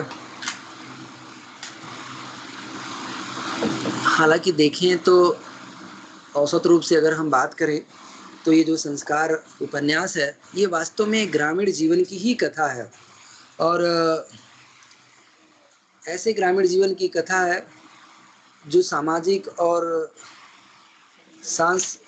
सामाजिक संरचनाओं और मूल्यों में लिपटा हुआ है। ठीक है, उन मूल्यों में लिपटा हुआ। एक सेकंड, बस एक सेकंड।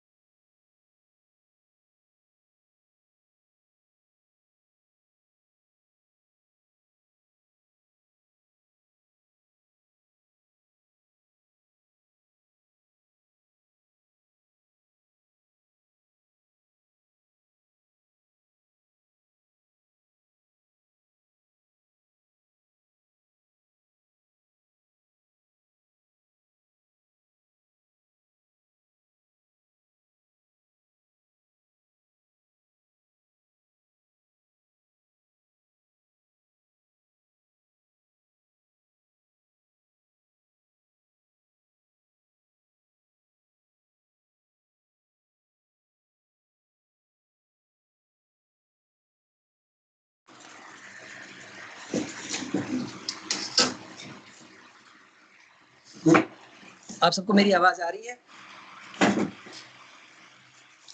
Yes sir. ठीक है, तो चलिए तो बात करें तो देखेंगे, आप उपन्यास पढ़ेंगे तो वास्तव में ये भारतीय ग्राम की जो अवधारणा है वो इस अग्रहार में आपको मिलती है। यह बात सही है, इस उपन्यास में एक जो भारतीय ग्राम की अवधारणा है वो अवधारणा आपको इसमें नजर आया कि ग्रामीण समुदाय की जो संरचना होती है। पहले आप देखें कि जो ग्रामीण समाज कैसा होता है, जहाँ वह समाज जहाँ की जातियों में बटा हुआ समाज होता है और हर समाज का अपना एक टोला होता है। तो आपने देखा कि इस उपन्यास में ब्राह्मणों का अग्रहार है, तो वही बगल में दलित बस्ती भी है जहाँ बैली और दलित समुदाय के लोग रहते हैं। तो ये जो सामाजिक संरचना लगभग आपको हर ग्राम में ऐसी ही सामाजिक संरचना मिलेगी। अच्छा, ये ऐसा जो पीढ़ियों से एक दूसरे के साथ रहते हैं, ये कोई हर गांव में, लगभग आप भारत के गांव में जाएंगे तो भारत के गांव में आप ये संरचना आपको नजर आएगी, जहां आपको देखिए कि विभिन्न जातियों के लोग अलग, विभिन्न समुदायों जातियों के लोग अलग अलग टोलों में, अलग अलग बस्तियों में रहते हैं, लेकिन उनमें आपस में आत्मनिर्भरता है। एक दूसरे के साथ जो है वो इनका एक सामूहिक दखल है। जैसे कि आप देखेंगे कि भाई जब आपके यहाँ कोई विवाह या संस्कार होता है तो नाई आता है, माली आता है, तो ये इनके अपने अपने जातियों का अपना अपना एक टोला है और एक दूसरे पर निर्भर है। अग्रहार में भी कुछ ऐसा ही है। अग्रहार कोई अलग नहीं है, वो भी भारतीय ग्रामों का प्रतिनिधित्व करता है। तो वहाँ भी देखें तो वो विभिन्न धार्मिक परंपराओं का पालन करता है और वहाँ भी सामुदायिक जीवन है। वहाँ सामुदायिक जीवन है कि अग्रहार के जो ब्राह्मण हैं वो एक दूसरे पर, मतलब जो एक गांव है वो एक समुदाय है, एक दूसरे पर आत्मनिर्भर हैं, एक दूसरे के रिश्तेदार हैं, जैसा कि ग्राम इकाई होता है। वो आप जब उपन्यास में बात करेंगे कि जब नारायणप्पा, जब चंद्री गहना रख देती है कि इस गहने से नारायणप्पा का अंतिम संस्कार कर दिया जाए, तो मध्वाचार्य की पत्नी अपना रिश्ता जोड़ने का प्रयास करती है और जोड़ने हुए कहती है कि मेरी बहन का पति था, इस रिश्ते से जो है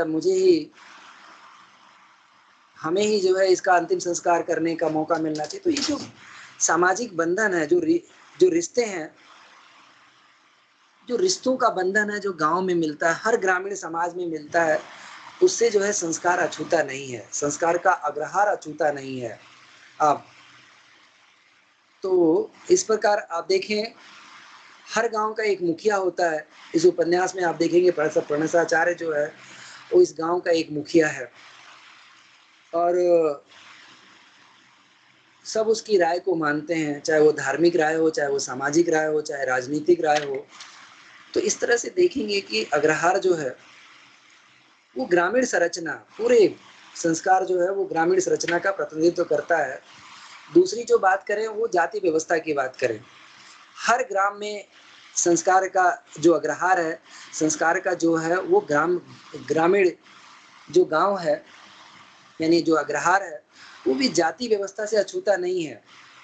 वहाँ भी सामाजिक जो है हायरार्की मिलती है, सामाजिक स्तरीकरण मिलता है।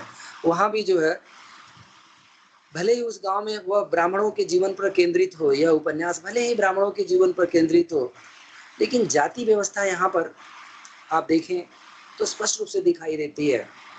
और छुआछूत की भावना हर ग्राम में है। आप में से जो गांव में रहते हैं शायद इस बात को ज़्यादा अच्छे से समझ पाएंगे कि अभी भी गांव में जाति व्यवस्था और छुआछूत की भावना व्याप्त है।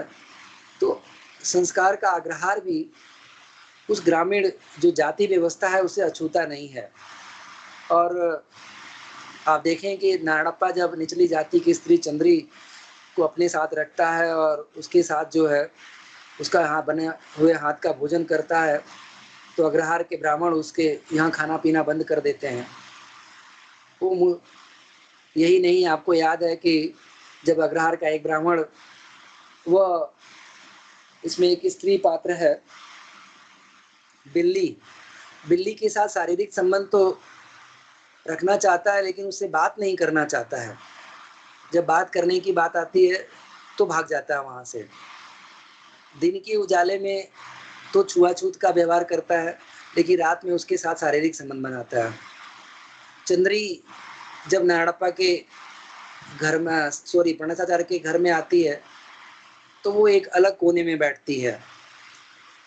अग्रहार के ब्राह्मण छुआछूत का जो है पालन करते हैं। तो इस तरह से आप देखें कि पूरी जो है जो भारतीय समाज है उसमें जो निचली जाति, जो निम्न जाति है, उसका किस प्रकार से शोषण होता है, कैसे उसको हाशिए पर रखा जाता है, कैसे उसके साथ छुआछूत का व्यवहार किया जाता है, इस उपन्यास में आपको नजर आएगा। उसका बड़ा उदाहरण है चंद्री, उसके बड़ा उदाहरण है बिल्ली। आप देखें वो सामाजिक व्यवस्था देखें कि अग्रहार के ब्राह्मण जो है सुबह से शाम तक धार्मिक, अपने आप को ब्राह्मण सिद्ध करने में ही लगे हैं, अपने आप को धार्मिक सिद्ध करने में ही लगे हैं। वो पूजा पाठ ऐसे आवरण उन्होंने बना रखा है, ऐसे धार्मिक कर्मकांड उन्होंने गढ़ रखे हैं। तो वो जो पूरी व्यवस्था है, जाति व्यवस्था है, वो व्यवस्था जो प्रत्येक भारत के गांवों की रीढ़ है, एक तरह से देखें वो अग्रहार में भी नजर आती है, वो संस्कार में नजर आती है। अनंत मूर्ति अपने उपन्यास में उसका एकदम खुले तौर पर चित्रण करते हैं। और ब्राह्मण अपने आप को श्रेष्ठ मानता है, वो जातिगत जो श्रेष्ठता है वो यहाँ भी नजर आता है। अब बल्कि वो तो उस स्तर पर नजर आता है कि एक ब्राह्मण ही स्वयं दूसरे ब्राह्मण से अपने आप को श्रेष्ठ मानता है। आपको याद है कि वो दुर्वासापुर के ब्राह्मणों को वो निम्न कल को, अग्रहार के ब्राह्मण जो है वो दुर्वासा जो ब्राह्मण होते हैं जिनके यहाँ वो जाते हैं सूचना देने, उसको निम्न कुल का मानते हैं। तो ये आप देखेंगे कि ब्राह्मणों में अपने जातिगत जो श्रेष्ठता है वो हर लगभग ग्राम की विशेषता है, भारत के गांवों की विशेषता है, और उसमें जो ऊंच नीच की जो भावना है वो नजर आती है। तो आप देखें कि एक तो जो ग्रामीण समुदाय की जो संरचना यानी जो बनावट है, वो बनावट लगभग आपको संस्कार के अग्रहार में नजर आती है कि हर जातियों के अपने टोले बने हैं, और लेकिन उन टोले बने हैं तो उनकी आपस में आत्मनिर्भरता भी है, एक दूसरे पे एक दखल रखते हैं, सामूहिक दखल रखते हैं, वो सामूहिक निर्णय लेते हैं, उनका अपना एक मुखिया होता है। उसमें सामाजिक व्यवस्था भी, हायरार्की भी वहाँ है कि ब्राह्मण उच्च है, फिर क्षत्रिय है, फिर वैश्य है, फिर शूद्र है, उसमें बहुत सारे जाति, तो वो जाति जो हायरार्की है वो भी यहाँ मौजूद है। आप यहाँ देखेंगे हर जो ग्रामीण समाज है वो धार्मिक अंधविश्वास और रूढ़ियों से जकड़ा हुआ है। अग्रहार उससे अछूता नहीं है। अग्रहार का जो ग्रामीण समाज है, ग्रामीण जीवन है, उससे एकदम अछूता नहीं है। आप देखेंगे संस्कार में तो बल्कि धार्मिक रूढ़ियों और अंधविश्वासों का इतना गहरा प्रभाव है कि एक तरह से उस समाज में सनाद पैदा हो गई है और समाज का जो विकास रुक गया है। ब्राह्मणों का देखिए प्रणताचार्य और अन्य ब्राह्मणों का धर्म ग्रंथों पर इतना अटूट विश्वास है, धर्म शास्त्रों पर इतना अटूट विश्वास है कि वह धार्मिक अनुष्ठानों का इतना पालन करते हैं। सुबह से शाम तक वह रूढ़ियों और बाह्य कर्मकांडों में ही वह उलझे हुए हैं। वो अंधविश्वासों में इतना विश्वास करते हैं। नारायणप्पा की मृत्यु हो जाती है और जबकि बताया है कि एक समय के बाद लाश सड़ने लगेगी, उसमें बदबू पैदा हो जाएगी, इसके बावजूद भी उसका संस्कार नहीं है, अंतिम संस्कार नहीं करते, क्योंकि वो रूढ़ियों में जकड़े हुए हैं कि नहीं करना। दूसरा, जब महामारी फैलती है तो वो दवा नहीं डालने देते हैं, दवा उपयोग नहीं करते हैं। तो आप देखें कि क्योंकि वो एक बंद समाज है, तो ग्रामीण समाज में धार्मिक अंधविश्वास, जो समाज जितना पिछड़ा होता है वो समाज में धार्मिक अंधविश्वास और रूढ़ियां उतनी ज्यादा ही होती है। तो अग्रहार का समाज तो वैसे ही एक बंद समाज है वो। तो इस प्रकार से देखिए तो वो आप देखेंगे कि प्रणेशाचार्य स्वयं इतना धार्मिक अंधविश्वास इतना उसके अंदर है कि पढ़ा लिखा विद्वान जो वेद शास्त्र का ज्ञाता प्रणेशाचार्य है, वह नारायणप्पा का अंतिम संस्कार के लिए शास्त्रों की शरण में जाता है। जब वहां उसे हल नहीं मिलता है तो ईश्वर की शरण में जाता है। ये जो अंधविश्वास है ना, उस अंधविश्वास पर वह लगभग हर गांव में आप देखेंगे, हर गांव में एक पेड़ होता है। वह पेड़ जो है वो प्रतीक होता है देवताओं का। तालाब को लेकर दुनिया भर के अंधविश्वास हैं, विभिन्न देवताओं को लेकर अंधविश्वास हैं, बहुत सारी कुरीतियां व्याप्त हैं। तो अग्रहार का जो मतलब एक तरह से कहें कि जो अग्रहार है वह उन धार्मिक रूढ़ियों और कुरीतियों से अछूता नहीं है। तीसरी जो बात बताएं, नैतिकता का अभाव। नैतिक दुविधाएं यहाँ पर बहुत ज्यादा हैं। मानवीय संबंधों को लेकर जो है एक बड़ी दुविधा मिलती है यहाँ इसमें, इस उपन्यास में, कि यहाँ जो है धर्म, क्योंकि जब उपन्यास जिस समय लिखा गया, आपको याद मैं बता दूं कि वह समाज ऐसा है जो धर्म से संचालित होता है। आज भी हम धर्म से संचालित होते हैं। आज भी हमारे यहाँ विवाह धार्मिक संस्कार के द्वारा ही संपन्न कराए जाते हैं। जब किसी की मृत्यु होती है तो धार्मिक अनुष्ठान किए जाते हैं।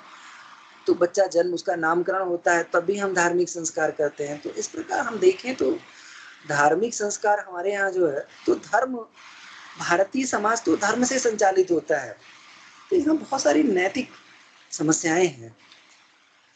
अब वो चाहे वो और ऐसी नैतिक दुविधाएं हैं यहाँ पर, चाहे वो ग्रामीण समाज हो, वो मानवीय समुदाय हो, चाहे वो शहरी हिस्सा हो, हर जगह जो है एक समस्या है कि हाँ, प्रणेशाचार्य आप देखें कि धार्मिक कर्तव्य, क्योंकि वहाँ धर्म ही सब कुछ निर्णय लेता है कि आपको क्या करना है। तो ये एक बड़ी ऐसी स्थिति है कि प्रणेशाचार्य अपनी धार्मिक निष्ठा के बदले जो है एक ऐसी दुविधा है कि वह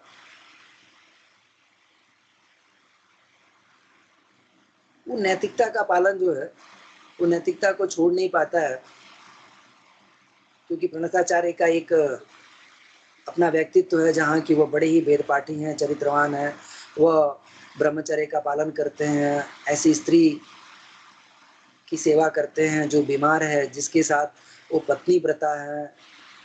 ऐसा एक नैतिक चरित्र है और ये दुविधाओं में फंसा हुआ समाज है। तो भारतीय जो ग्रामीण समाज है वह इन मूल्यों से जकड़ा हुआ हो, इन मूल्यों से, ऐसे मूल्यों पर वो बात करता है। और बहुत सारे जो है मानवीय संबंध है वहाँ ग्रामीण समाज में, मानवीय संबंधों की एक जटिलताएं हैं वहाँ, जो शायद शहरी समाज में धीरे धीरे वो जटिलताएं समाज में अलग होती जा रही है। क्योंकि हम जब एकीकरण, सिंगल फैमिली में आते जा रहे हैं, एकल परिवार में आते जा रहे हैं, तो रिश्ते हमसे पीछे छूटते जा रहे हैं। लेकिन ग्रामीण समाज में वो मानवीय संबंध अभी भी व्याप्त है। गांव का व्यक्ति केवल गांव का व्यक्ति नहीं है, वो हमारा चाचा है, हमारा पिता है, हमारा मामा है, हमारा मौसा है। तो ये मानवीय जो संबंध है ना, वो ग्रामीण समाज में, अग्रहार का भी जो समाज है, संस्कार का जो ग्रामीण समाज है, वो समाज में भी आप देखेंगे तो ये मानवीय संबंध आपको नजर आएंगे। और उसमें नैतिक मूल्य भी हैं। ऐसा नहीं है कि अभी ग्रामीण समाज बचा हुआ है कि गाँव की बहन है तो वो गाँव की बहन है, वो नैतिक मूल्य, वो एक व्यवस्था बनाई गई है। लेकिन शहरी समाज में ऐसा नहीं है। तो वो जो मानवीय संबंध है, आप देखें कि नारायणप्पा जब बात आती है धन, तो नारायणप्पा से सब अपना संबंध जोड़ना शुरू कर देते हैं। नारायणप्पा ने ब्राह्मणत्व को छोड़ दिया है, लेकिन अग्रहार के ब्राह्मण उसे नहीं छोड़ पा रहे हैं और उसके संस्कार के लिए वो शास्त्र की शरण में जाते हैं तो ईश्वर की शरण में जा रहे हैं। जो भी कुछ कर सकते हैं वो करते हैं। ये जो मानवीय संबंध है, वह संबंध अभी ग्रामीण सामाजिक व्यवस्था में बचा हुआ है, जिसकी तरफ आप देखें तो संस्कार उपन्यास भी आपको नजर आता है। अगली जो बात आप देखें तो जो ग्रामीण समाज है अग्रहार का, तो ग्रामीण समाज में, क्योंकि यह जो आपने सवाल पूछा था उस सवाल में कि यह भारतीय ग्रामीण की जो कि भारतीय ग्राम की अवधारणा पर या भारतीय ग्राम के तत्वों की बात की इसमें मिलते हैं कि नहीं, तो आप देखेंगे कि एकदम ये आंशिक रूप से नहीं, पूर्णतः जो है ग्राम का जो स्वरूप है वह स्वरूप इसमें मिलता है। दूसरा, परिवर्तन और अस्थायित्व, ये दोनों ग्रामीण समाज की व्यवस्था जो आपको अग्रहार में नजर आती है। और संस्कार में एक स्थिर ग्रामीण समुदाय है। आप देखेंगे जो बाहरी प्रभावों और आंतरिक द्वंद्व इसमें दिखाई देता है। कहाँ दिखाई देता है आपको? यानी ये ग्रामीण जो समाज है उस अस्थायित्व समाज है। यानी एक भाई हर गांव का अपना एक भौगोलिक पृष्ठभूमि है। हर गांव की अपनी एक जो अस्थायित्व है, यानी गांव में अपनी एक बस्तियां हैं। जैसा मैंने भी संरचना की बात की, तो वो देखें तो एक अस्थायित्व उसमें है। और चाहे वो संबंधों को लेकर भी एक उसमें अस्थायित्व है कि जो संबंध है वो हैं, उनमें परिवर्तन नहीं है। लेकिन धीरे धीरे शहरीकरण का प्रभाव जो है वो ग्रामों पर पड़ने लगा है। आज़ादी से पूर्व जो है आधुनिकता आई तो गांव जो है शहर के रूप में बदलने लगे। ग्रामीण जीवन में हलचल आना शुरू हो गया और इस शहरीकरण ने न केवल जो ग्रामीण जो गांव की जो संरचना थी उसमें परिवर्तन कर दिया, बल्कि मानवीय संबंधों में परिवर्तन कर दिया। उसके अस्थायित्व में परिवर्तन आ गया। अब इसको हम देखते हैं इस बात से कि नारायणप्पा उसका उदाहरण है कि नारायणप्पा जो है उस ब्राह्मणवादी व्यवस्था को नहीं मानता है, वह ब्राह्मणी संस्कार को नहीं मानता। वो पूरी तरह से जो है वो पूरी व्यवस्था को बदल देता है। वो अग्रहार के ब्राह्मणों की तरह व्यवहार नहीं करता है। वह कहता है कि किसी भी जो मत्स्य गंधा, यानी तुम एकदम मछली खा कर देखो, ये जो तुम जो धार्मिक रूढ़ियों और कुरीतियों में जकड़े हुए इस खोल को उतार कर देखो। वह ब्राह्मणों से इसीलिए घृणा करता है कि ये ब्राह्मण वास्तव में अंदर से तो बड़े धूर्त हैं और बहुत जो है लालची हैं, लेकिन धर्म का आवरण ओढ़कर जो है अपने आप को जो है सर्वश्रेष्ठ सिद्ध करने में लगे हुए हैं। तो जो आधुनिकता आई तो उसमें परिवर्तन आता है। वह परिवर्तन न केवल उसकी सामाजिक संरचना में परिवर्तन ला देता है, बल्कि जो है उसके अस्थायित्व में भी परिवर्तन लाता है, उसके संबंधों में परिवर्तन आता है। नारायणप्पा जो है अपनी जो पत्नी से विवाह, जो पागल पत्नी है, उसको छोड़ देता है और किसके साथ संबंध, ये बहुत बड़ी घटना उस दौर में, और विवाह नहीं करता है चंद्री के साथ, उसके साथ लिव इन रिलेशन में रखता है, जिसको हम भारतीय समाज में रखेल कहते हैं। एक अवधारणा रखेल, लिव से विवाह के बिना भी वो लिव इन रिलेशन में, ये उस दौर की बहुत बड़ी बात है। तो ये जो आधुनिकता की जो चेतना है, जो ग्रामीण जो व्यवस्था है, ग्रामीण समाज है, उस समाज को प्रभावित किया था। तो अग्रहार का जो गांव है, जो ग्रामीण समाज है, वह भी उस आधुनिकता की चेतना से कहीं अछूता नहीं है। उसने भी अग्रहार की उस जो ग्राम इकाई है उसमें हलचल मचा दिया। तो यानी एक तरह से कहें तो आधुनिक जीवन शैली, जो पाश्चात्य जीवन शैली है, उसके आकर्षण से ग्रामीण समाज बचा नहीं रहा और अग्रहार भी बचा नहीं है। इसीलिए भौतिकवादी जो भौतिक, क्योंकि पाश्चात्य जीवन मूल्य क्या है? भौतिकवादी जीवन मूल्य। तो उस भौतिकवादी जीवन मूल्य का प्रभाव आपको अग्रहार पर भी नजर आएगा, जिसका मैंने आपको बता दिया उदाहरण, कि जिसका प्रतीक ही है नारायणप्पा, कि जो भौतिकवादी जीवन मूल्यों को मानता है वह, और एक तरफ जहाँ आधुनिक जीवन मूल्य हैं, वहीं ग्रामीण जीवन में अंधविश्वास भी है, वहीं जो है धार्मिक विश्वास भी है, वहीं नैतिक दुविधाएं भी हैं। तो अस्थायित्व और परिवर्तन ये ग्रामीण जीवन की विशेषता है कि जहाँ एक तरफ उसके जीवन में ये अस्थायित्व भी है कि धार्मिक आडंबर भी है, धार्मिक अंधविश्वास भी मौजूद है, और वहाँ लेकिन उस ग्रामीण में परिवर्तन भी आ रहा है। उस ग्रामीण जीवन में अब परिवर्तन किस रूप में आ रहा है हमने देख लिया कि परिवर्तन जो है उसकी संरचना में आ रहा है, सामाजिक पारिवारिकता में आ रहा है, अर्थ को लेकर आ रहा है, संस्कारों को लेकर आ रहा है, मूल्यों को लेकर आ रहा है, रीति रिवाज को लेकर आ रहा है। वो सारा जो है अग्रहार का जो समाज है, यानी जो अग्रहार है, जो ग्रामीण समाज है, अग्रहार का जो ग्रामीण समाज है, यानी एक तरह से कहें जो अग्रहार का जो ग्राम समाज है वो इससे अछूता नहीं। तो आप इस तरह से अगर हम बात करें तो देखेंगे कि निश्चित रूप से जो संस्कार उपन्यास है वो ग्रामीण या ग्राम समाज के तत्वों से का प्रतिनिधित्व करता है, यानी ग्राम की अवधारणा, भारतीय ग्राम की अवधारणा है वो उससे अछूता नहीं है, और भारतीय ग्राम का वो प्रतिनिधित्व करता है। उसमें भारतीय ग्राम के जो तत्व हो सकते हैं, भारतीय गांवों की जो विशेषताएं हो सकती हैं, वो सारी विशेषताएं आपको संस्कार के अग्रहार में मिलती हैं। तो शायद आपको मेरी बात समझ में आ गई होगी। और सर एक और क्वेश्चन है। हाँ बताइए। संस्कार उपन्यास धर्म और शास्त्र के द्वंद को स्पष्ट करते हुए पर्णशाला का चरित्र चित्रण। हाँ ठीक बात है, ये अच्छा है। क्या है? धर्म और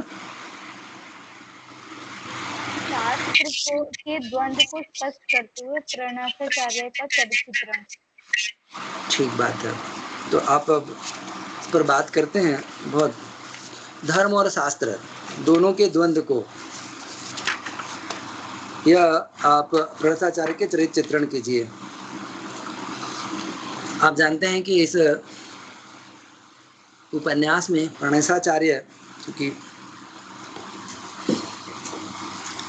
केंद्रीय पात्र है और एक तरह से आध्यात्मिक जीवन मूल्यों का प्रतीक है। उसके यहाँ वह अपना जीवन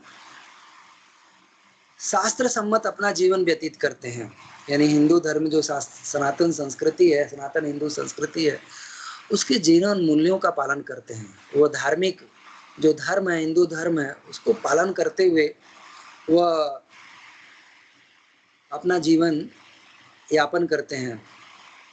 लेकिन उनके यहाँ जो है शास्त्र और धर्म का एक द्वंद उनके यहाँ मौजूद है कि प्रणसाचार्य की स्थिति यही है कि वह कैसे जो शास्त्रों ने जो जीवन मूल्यों को यानी जीवन जीने की जो पद्धति बताई है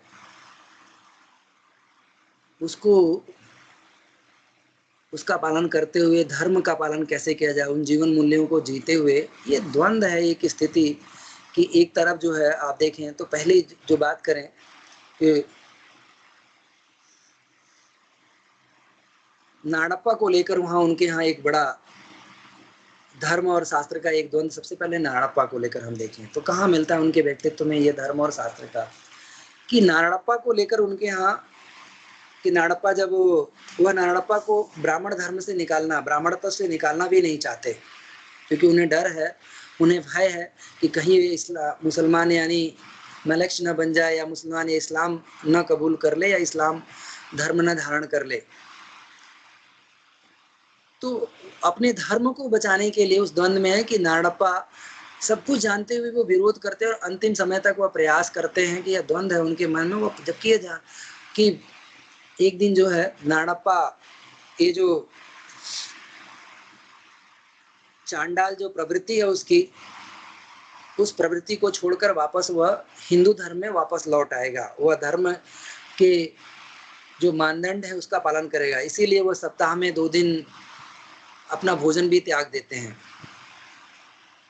तो ये जो द्वंद है उनको लेकर इस बात को आप देखें तो कि जबकि वह आप जबकि देखें दूसरी जो उसकी स्थिति आप अभी मैंने बात की कि वो उनका जो है उनके व्यक्तित्व की विशेषता है कि वो धार्मिक शास्त्र सम्मत जीवन की बात करते हैं। धर्म और शास्त्र के रूढ़ियों में जकड़ा हुआ चरित्र है उनका, कि प्रणसाचार्य का जो चरित्र है उनके लिए वो शास्त्र में एक जकड़ा हुआ चरित्र है और उससे वो मुक्त नहीं हो पाते हैं। हालांकि उनका अंतर्मन द्वंद्व की स्थिति में होता है।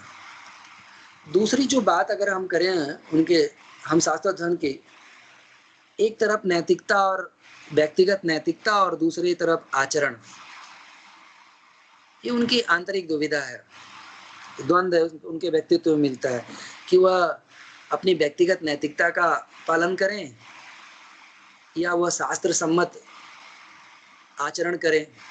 यह एक बड़ी समस्या, क्योंकि प्रणसाचार्य देखें तो अग्रहार के एक सम्मानित विद्वान भी हैं, धर्मशास्त्र के ज्ञाता और पालक माने जाते हैं। उनसे अपेक्षा की जाती है कि वो धार्मिक सिद्धांतों का, धार्मिक नियमों का पालन करें, और वह पालन करते भी हैं। ऐसा नहीं है कि वह पालन नहीं करते हैं, क्योंकि वह ऐसा उनसे अपेक्षा की जाती है कि वो धार्मिक रूप से ऐसा जीवन जिए ताकि अग्रहार का हर ब्राह्मण जो है उनको अपना प्रेरणा मानकर अपने जीवन चर्या का पालन करें। तो यानी उनको एक ऐसे नैतिक आदर्श की स्थापना, वो ऐसे नैतिक आदर्श की स्थापना करें। तो उनकी जो व्यक्तिगत नैतिकता है ना, वह बड़ा उनके जीवन कार्य जीवन में बड़ा बाधक नजर आती है। अब आप देखें कि अपने आप को सर्वश्रेष्ठ, ऐसा सर्वश्रेष्ठ सिद्ध करने के लिए कि जीवन, मानव जीवन की एक विशेषता है स्त्री पुरुष संबंध, वह रुग्णता पत्नी को ही ईश्वर मान लेते हैं और उसकी सेवा करते हैं।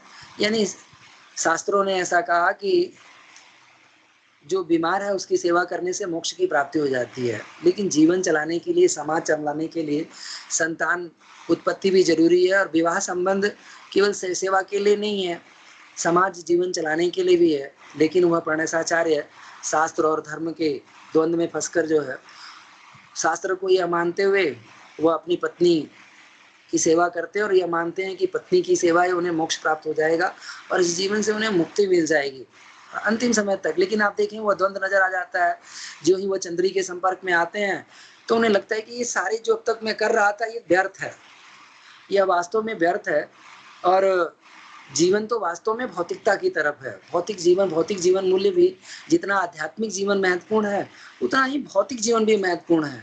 तो अब तक वर्षों की जो तपस्या है उनकी उस द्वंद्व में 2 सेकंड में जो है वो सारी तपस्या बिखर जाती है। उनका जो मनस चेतना है वो बिखर जाता है। वही रुग्णता स्त्री जब वो चंद्री से मिलकर वापस आता है तो उसी रुग्णता स्त्री को नहलाते समय एकदम से घृणा वितृष्णा हो जाती है। और जैसी और एकदम जिसमें अब तक वो ईश्वर का भाव, ईश्वरत्व का भाव देख रहे थे और उसकी सेवा कर रहे थे, वही स्त्री के शरीर को देखकर, उस स्त्री को देखकर उनको वितृष्णा होने लगती। ये जो द्वंद्व है ना, धर्म और नैतिकता के, धर्म और शास्त्र के आवरण में, वह द्वंद्व प्रणसाचार्य के चरित्र की एक अगली विशेषता है। तो यानी व्यक्तिगत नैतिकता और आचरण, ये दोनों का द्वंद्व उनके यहाँ प्रणसाचार्य के यहाँ आपको नजर आता है। सामुदायिक निर्णय लेने वाला एक व्यक्ति है जिसमें विवादों का समाधान करना उनके व्यक्तित्व को जो विशेषता है कि आप देखें कि प्रणसाचार्य की अगली विशेषता है कि प्रणसाचार्य जो है का अपना कोई खुद का व्यक्तित्व नहीं है कि जैसे मुखिया होता है वह समस्याओं को तार्किक रूप से देखे और उसका निर्णय करे। वो समस्याओं का समाधान ढूंढने के लिए कहाँ जाते हैं? शास्त्र की शरण में जाते हैं और शास्त्र में जाकर वो समस्याओं का समाधान ढूंढने का प्रयास करते हैं। जबकि पढ़े लिखे और विद्वान व्यक्ति होने के नाते से समस्या का समाधान तार्किक रूप से होना चाहिए, वर्तमान और तत्कालिक परिस्थितियों को ध्यान में रखकर होना चाहिए कि नाड़प्पा की एक लाश सड़ रही है, उसका कायदे से उसका दाह संस्कार कर होने वाली बीमारी से मुक्ति दिलाना चाहिए। लेकिन वह क्या करते हैं कि जो सामुदायिक जो निर्णय है उस निर्णय को वो शास्त्र की शरण में जाते हैं।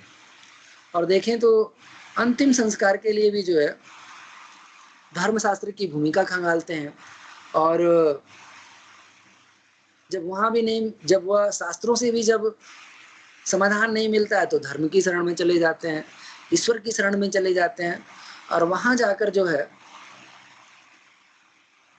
वो समस्या का समाधान प्राप्त करते हैं। तो अनिर्णय, निर्णय न लेने की क्षमता, तो ये जो शास्त्र और धर्म का जो द्वंद्व है उनके व्यक्तित्व की एक ये अगली जो विशेषता है। और अगर और बात करें अगर हम, तो देखें कि दो जीवन मूल्यों का संघर्ष है प्रणसाचार्य के यहाँ। आपको उनके व्यक्तित्व में आप देखेंगे तो दो जीवन मूल्य के आपको संघर्ष नजर आते हैं प्रणसाचार्य के। जो उपन्यास का पूर्वार्ध है वो धार्मिक जीवन मूल्य को प्रतिपादित करता है, जिसका प्रतीक है प्रणसाचार्य। प्रणस में कि जहाँ प्रणसाचार्य काशी का पढ़ा लिखा विद्वान है, जो धर्म सम्मत जीवन और शास्त्र सम्मत, यानी शास्त्र जो धर्म शास्त्र हैं, उपनिषद शास्त्रों को के आधार पर अपना जीवन यापन करते हैं और धार्मिक कर्मकांड करते हुए अपना जीवन चलाते हैं। लेकिन जो ही वह चंद्री के संपर्क में आते हैं और नारायणप्पा की मृत्यु होती है तो उन्हें बात समझ में आती है कि जीवन, क्योंकि ये जो धार्मिक रूढ़ियां और कुरीतियां हैं वो जीवन को बाधित कर देती हैं, वह व्यक्ति के व्यक्तित्व के विकास में बाधक हो जाती हैं। यह बात प्रणसाचार्य को समझ में आती है।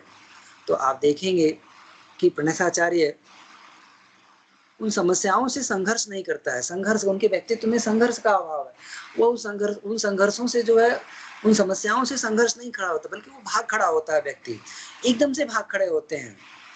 वह निर्णय तो कर पाता है कि अग्रहार में जाकर मैं ब्राह्मणों से बता दूंगा कि मेरा चंद्री के साथ संबंध हो गया और मैं बहुत तुम्हारी समस्याओं का समाधान करने में अक्षम हूँ, लेकिन वो साहस नहीं जुटा पाता और अपनी रुग्णता पत्नी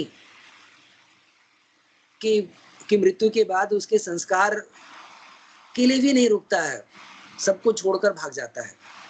ये जो उसके व्यक्तित्व है, क्योंकि जब उसे शास्त्र और धर्म में जब उसे कोई अपने समस्याओं का समाधान नहीं मिलता, अपने स्वत्व का निराकरण नहीं मिलता है, तो वो निकल जाता है और निरंतर भागता रहता है। ऐसा भी नहीं है कि अगर वो अग्रहार छोड़ता है तो कहीं एक जगह टिक कर रह पाता है।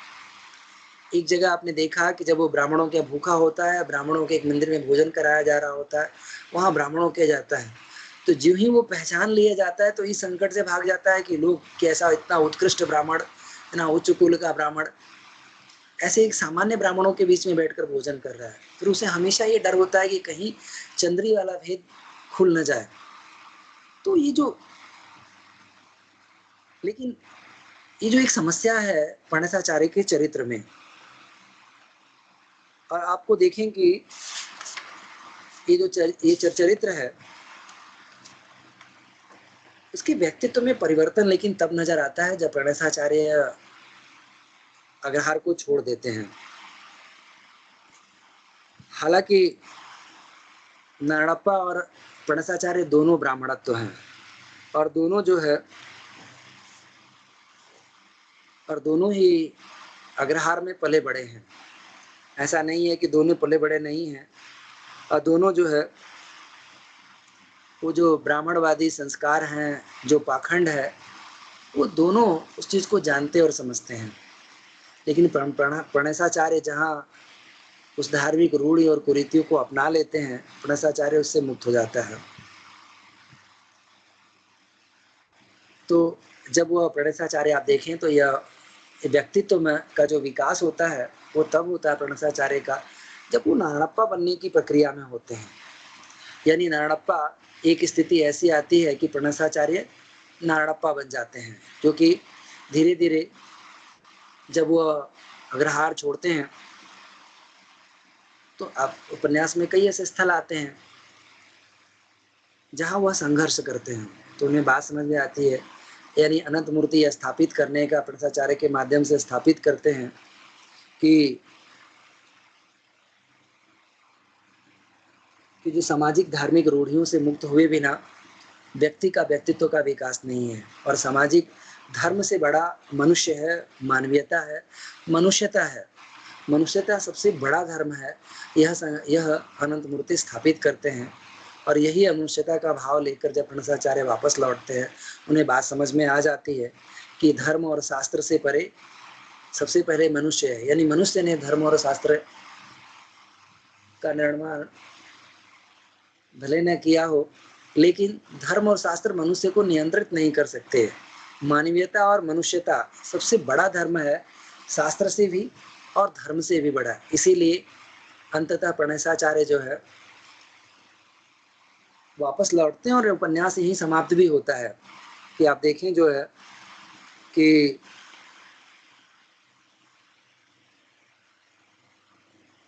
वो वापस लौटते हैं चंद्री से विवाह करने।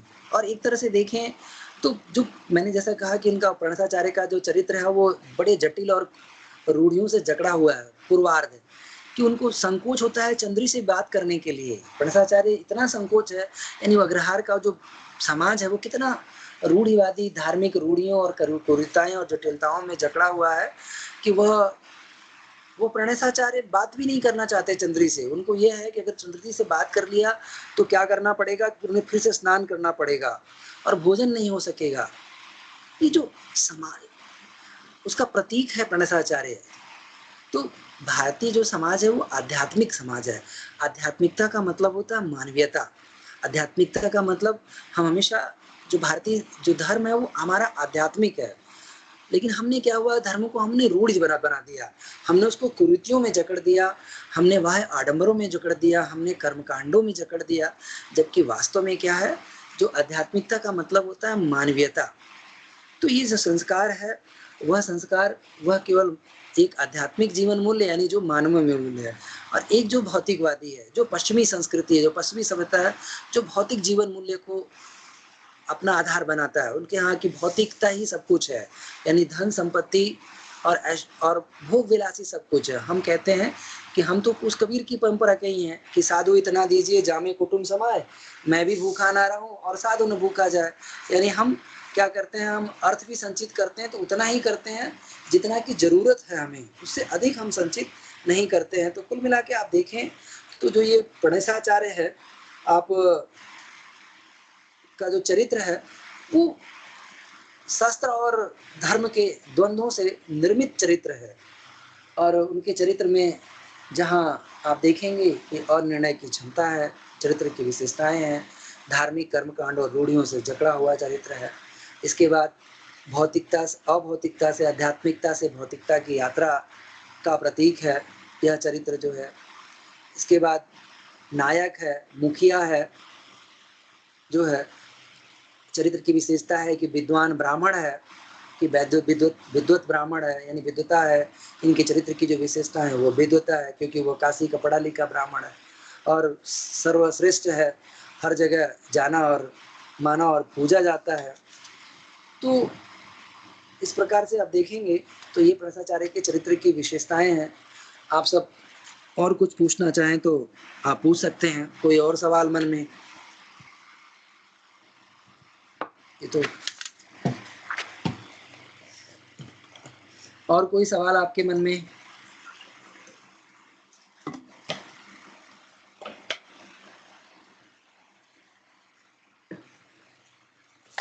वाहिदा आवाज आ रही है?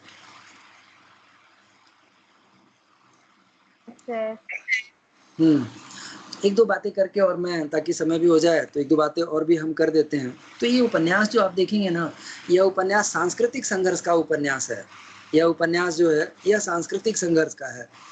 अच्छा, इसमें थोड़ा चंद्री पर बात कर लेते हैं। चंद्री जो पात्र है ना, ये बड़ी शायद हम लोगों ने कि चंद्री जो है वह मानवता की प्रतीक है।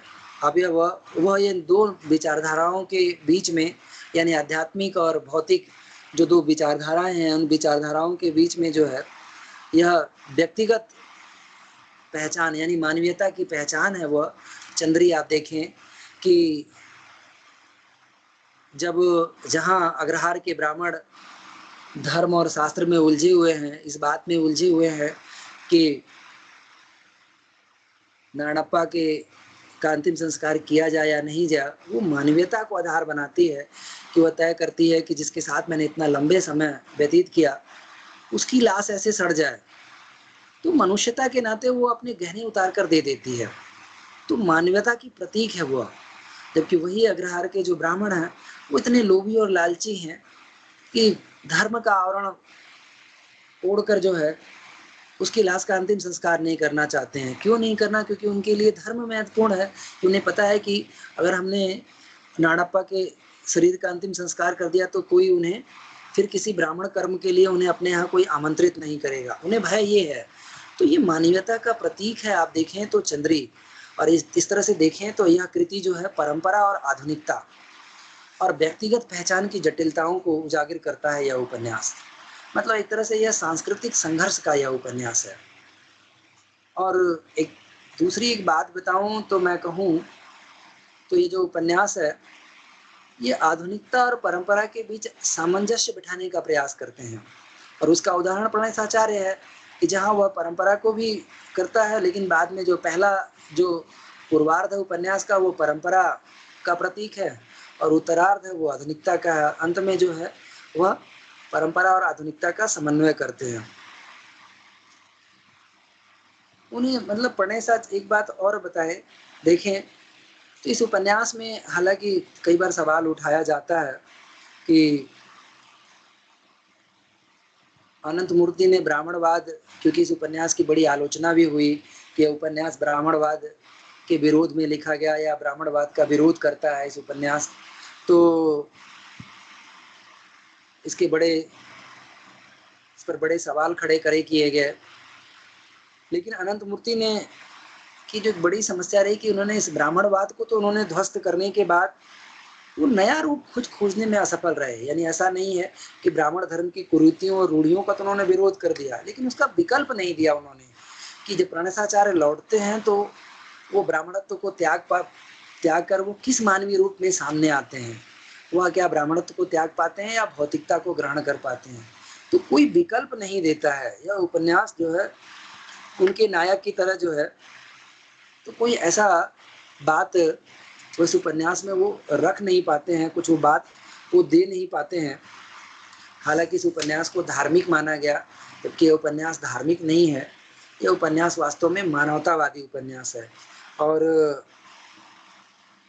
अपने समय की ब्राह्मणवादी व्यवस्था जो थी उसके पतनशील और पाखंड को उजागर किया है उन्होंने इस उपन्यास में, संस्कार उपन्यास में। और जाति व्यवस्था को उन्होंने दिखाने का प्रयास किया है कि जातियों का बंधन कितना जकड़ा हुआ है यह समाज। और एक दो बातें और मैं आपको बता दूं जो नए नहीं जुड़े हुए हैं। आप सबसे महत्वपूर्ण बात ये देखें कि ये उपन्यास उन्होंने लिखा यूरोप में बैठकर, संस्कार उपन्यास, और समस्या उठाते हैं वो अपने गांव की। और बहुत सारी ऐसी घटनाएं हैं जो यथार्थ पे आधारित हैं, जिसमें हालांकि यह संस्कार घटनाएं ऐसी हैं जो जिसमें आप दिल्ली का एक बात देखेंगे उसमें कि ऐसे उन्होंने अपने गांव के ब्राह्मणों में देखा था, उन्होंने अपने ही एक चाचा को जो दलित स्त्री के साथ उनके अपने संबंध थे, जिसका उदाहरण आप दिल्ली के रूप में आप देखेंगे। तो अनंत मूर्ति ने इसको यथार्थ चित्रण किया है। ऐसा नहीं है कि उन्होंने जिन समस्याओं को उठाया है वह समस्याएं वायवी हैं, वास्तव में वो यथार्थ रूप में मौजूद हैं। और जो वह समाज आज भी मौजूद है, ऐसा समाज जो भारतीय ग्रामीण समाज आज भी मौजूद है जहां इस तरह की समस्याएं आपको देखने को मिलेंगी। जाति व्यवस्था का एक तरफ जहां जाति को मानने वाले हैं वहीं जाति व्यवस्था का विरोध भी मिलता है इस उपन्यास में। यानी यहाँ एक तरफ जहां अग्रहार के ब्राह्मण जहां जाति व्यवस्था का समर्थन करते हैं, नाड़प्पा जो है वो जाति के नियमों का उल्लंघन भी करता है। वह ऐसा व्यक्ति है जो ब्राह्मण समाज के नियमों और सामाजिक बंधनों का खुलकर उल्लंघन करता है। वह मांस खाता है, वह शराब पीता है, निचली जाति की महिला के साथ रहता है। तो मैंने इस तरह से देखें तो प्रणयसाचार्य, मैं केवल अब थोड़ा टिप्पणी कर करके जो है, क्योंकि समय खत्म हो गया है ये, तो प्रणयसाचार्य की जो दुविधा है वह ब्राह्मणवादी श्रेष्ठता का संकट है कि वह जो आप देखेंगे, क्योंकि वह इसमें जो है कि वो एक विद्वान ब्राह्मण है और वो मुखिया भी हैं, लेकिन उनके सामने जो है समस्या ये है कि वो धर्मशास्त्र को माने कि नहीं माने। वो एक तरफ जो है नाड़प्पा की मृत्यु के बाद अग्रहार के ब्राह्मण यह निर्णय नहीं ले पाते कि उनका संस्कार किस विधि से किया जाए। पूर्णाचार्य भी निर्णय नहीं ले पाते हैं क्योंकि उनके व्यक्तित्व में अनिर्णय की स्थिति है, वह निर्णय भी नहीं ले पाते, हालांकि वह कट्टर ब्राह्मण है। देखें तो वो जटिल ब्राह्मणवाद के जटिल नियमों में उलझा, यानी पढ़ा लिखा व्यक्ति, वेद शास्त्र का ज्ञाता व्यक्ति भी ब्राह्मणवाद और धर्मशास्त्र के जटिल नियमों में उलझा हुआ है, और इतना उलझा हुआ है कि वह निर्णय नहीं कर पाता है। और वह निर्णय नहीं कर पाता है कि उसे करना क्या है। शास्त्रों के अनुसार वह निर्णय नहीं कर पाता है। जाति व्यवस्था जो थोपी गई है उस व्यवस्था का वह विरोध नहीं करता है। बौद्धिकता और नैतिक जटिलताओं में उलझा हुआ है वह, एक तरफ बौद्धिक भी है, दूसरा नैतिक जटिलताएं भी उसके व्यक्तित्व में प्रणसाचार्य के।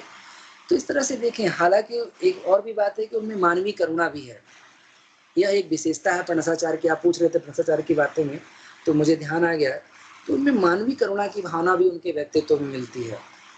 तो मानवीय करुणा की जो भावना आप देखें कि जब चंद्री को वो खाने के लिए देते हैं और बिस्तर देते हैं, जब चंद्री सब चले जाते हैं, जब कोई निर्णय नहीं हो पाती है तो रात में वह उनको लगता है कि चंद्री भूखी है, तो वो अपने ही आंगन में जो है उसको बिस्तर देते हैं रहने के लिए। ये मानवीय करुणा का भाव है। तो कुल मिलाकर यह उपन्यास ब्राह्मणवादी श्रेष्ठता के खोखलेपन को उजागर करता है और व्यवहारिक जीवन की जटिलताओं के बीच में जो द्वंद्व है उसको उजागर करता है कि ब्राह्मण धर्म के खोखलेपन को पालन किया जाए या व्यावहारिक जीवन की जो जटिलताएं हैं उसको दूर करते। तो निश्चित रूप से इस उपन्यास में वह व्यावहारिक जीवन की जो जटिलताएं हैं उसको दूर करने का प्रयास किया है। तो मुझे लगता है कि मैंने संक्षेप में ही आप सबको संस्कार उपन्यास के बारे में कुछ बातें बताई हैं। अगर फिर भी अगर कुछ पूछना चाहते हैं, हालांकि लंबा समय हो गया, तो आप मुझसे पूछ सकते हैं, और नहीं तो फिर 2:30 बजे मिलते हैं। अगला सत्र आपका 2:30 बजे से है ना? Yes sir. तो बात करते हैं आपके घासीराम कोतवाल, आपका जो नाटक है, और दूसरा फैज अहमद फैज पर। ठीक है, वो शायद दोनों बड़े थोड़े कठिन भी हैं और महत्वपूर्ण है। ये तो उपन्यास है, आप सब अगर थोड़ा बहुत पढ़ लेंगे तो समझ में आ जाएगा। तो इसको यहीं समाप्त किया जाए। तो विश्वविद्यालय की तरफ से कौन, रमेश, महेश जी कौन जुड़े हैं? महेश जी आप जुड़े हैं? हेलो, कौन जुड़ा है विश्वविद्यालय की तरफ से?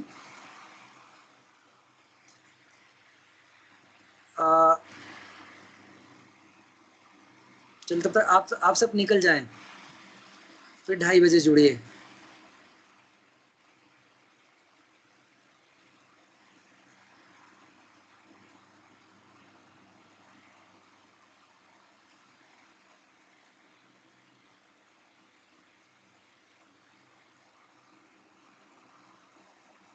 महेश जी आवाज आ रही है मेरी?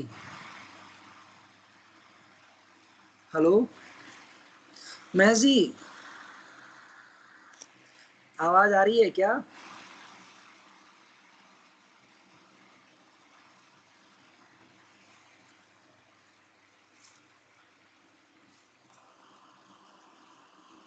सर कॉल कर लो। अच्छा, तो अब बंद कर दूं मैं?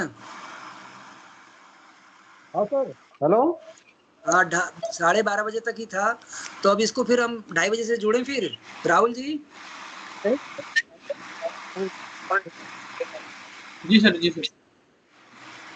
तो ठीक है फिर।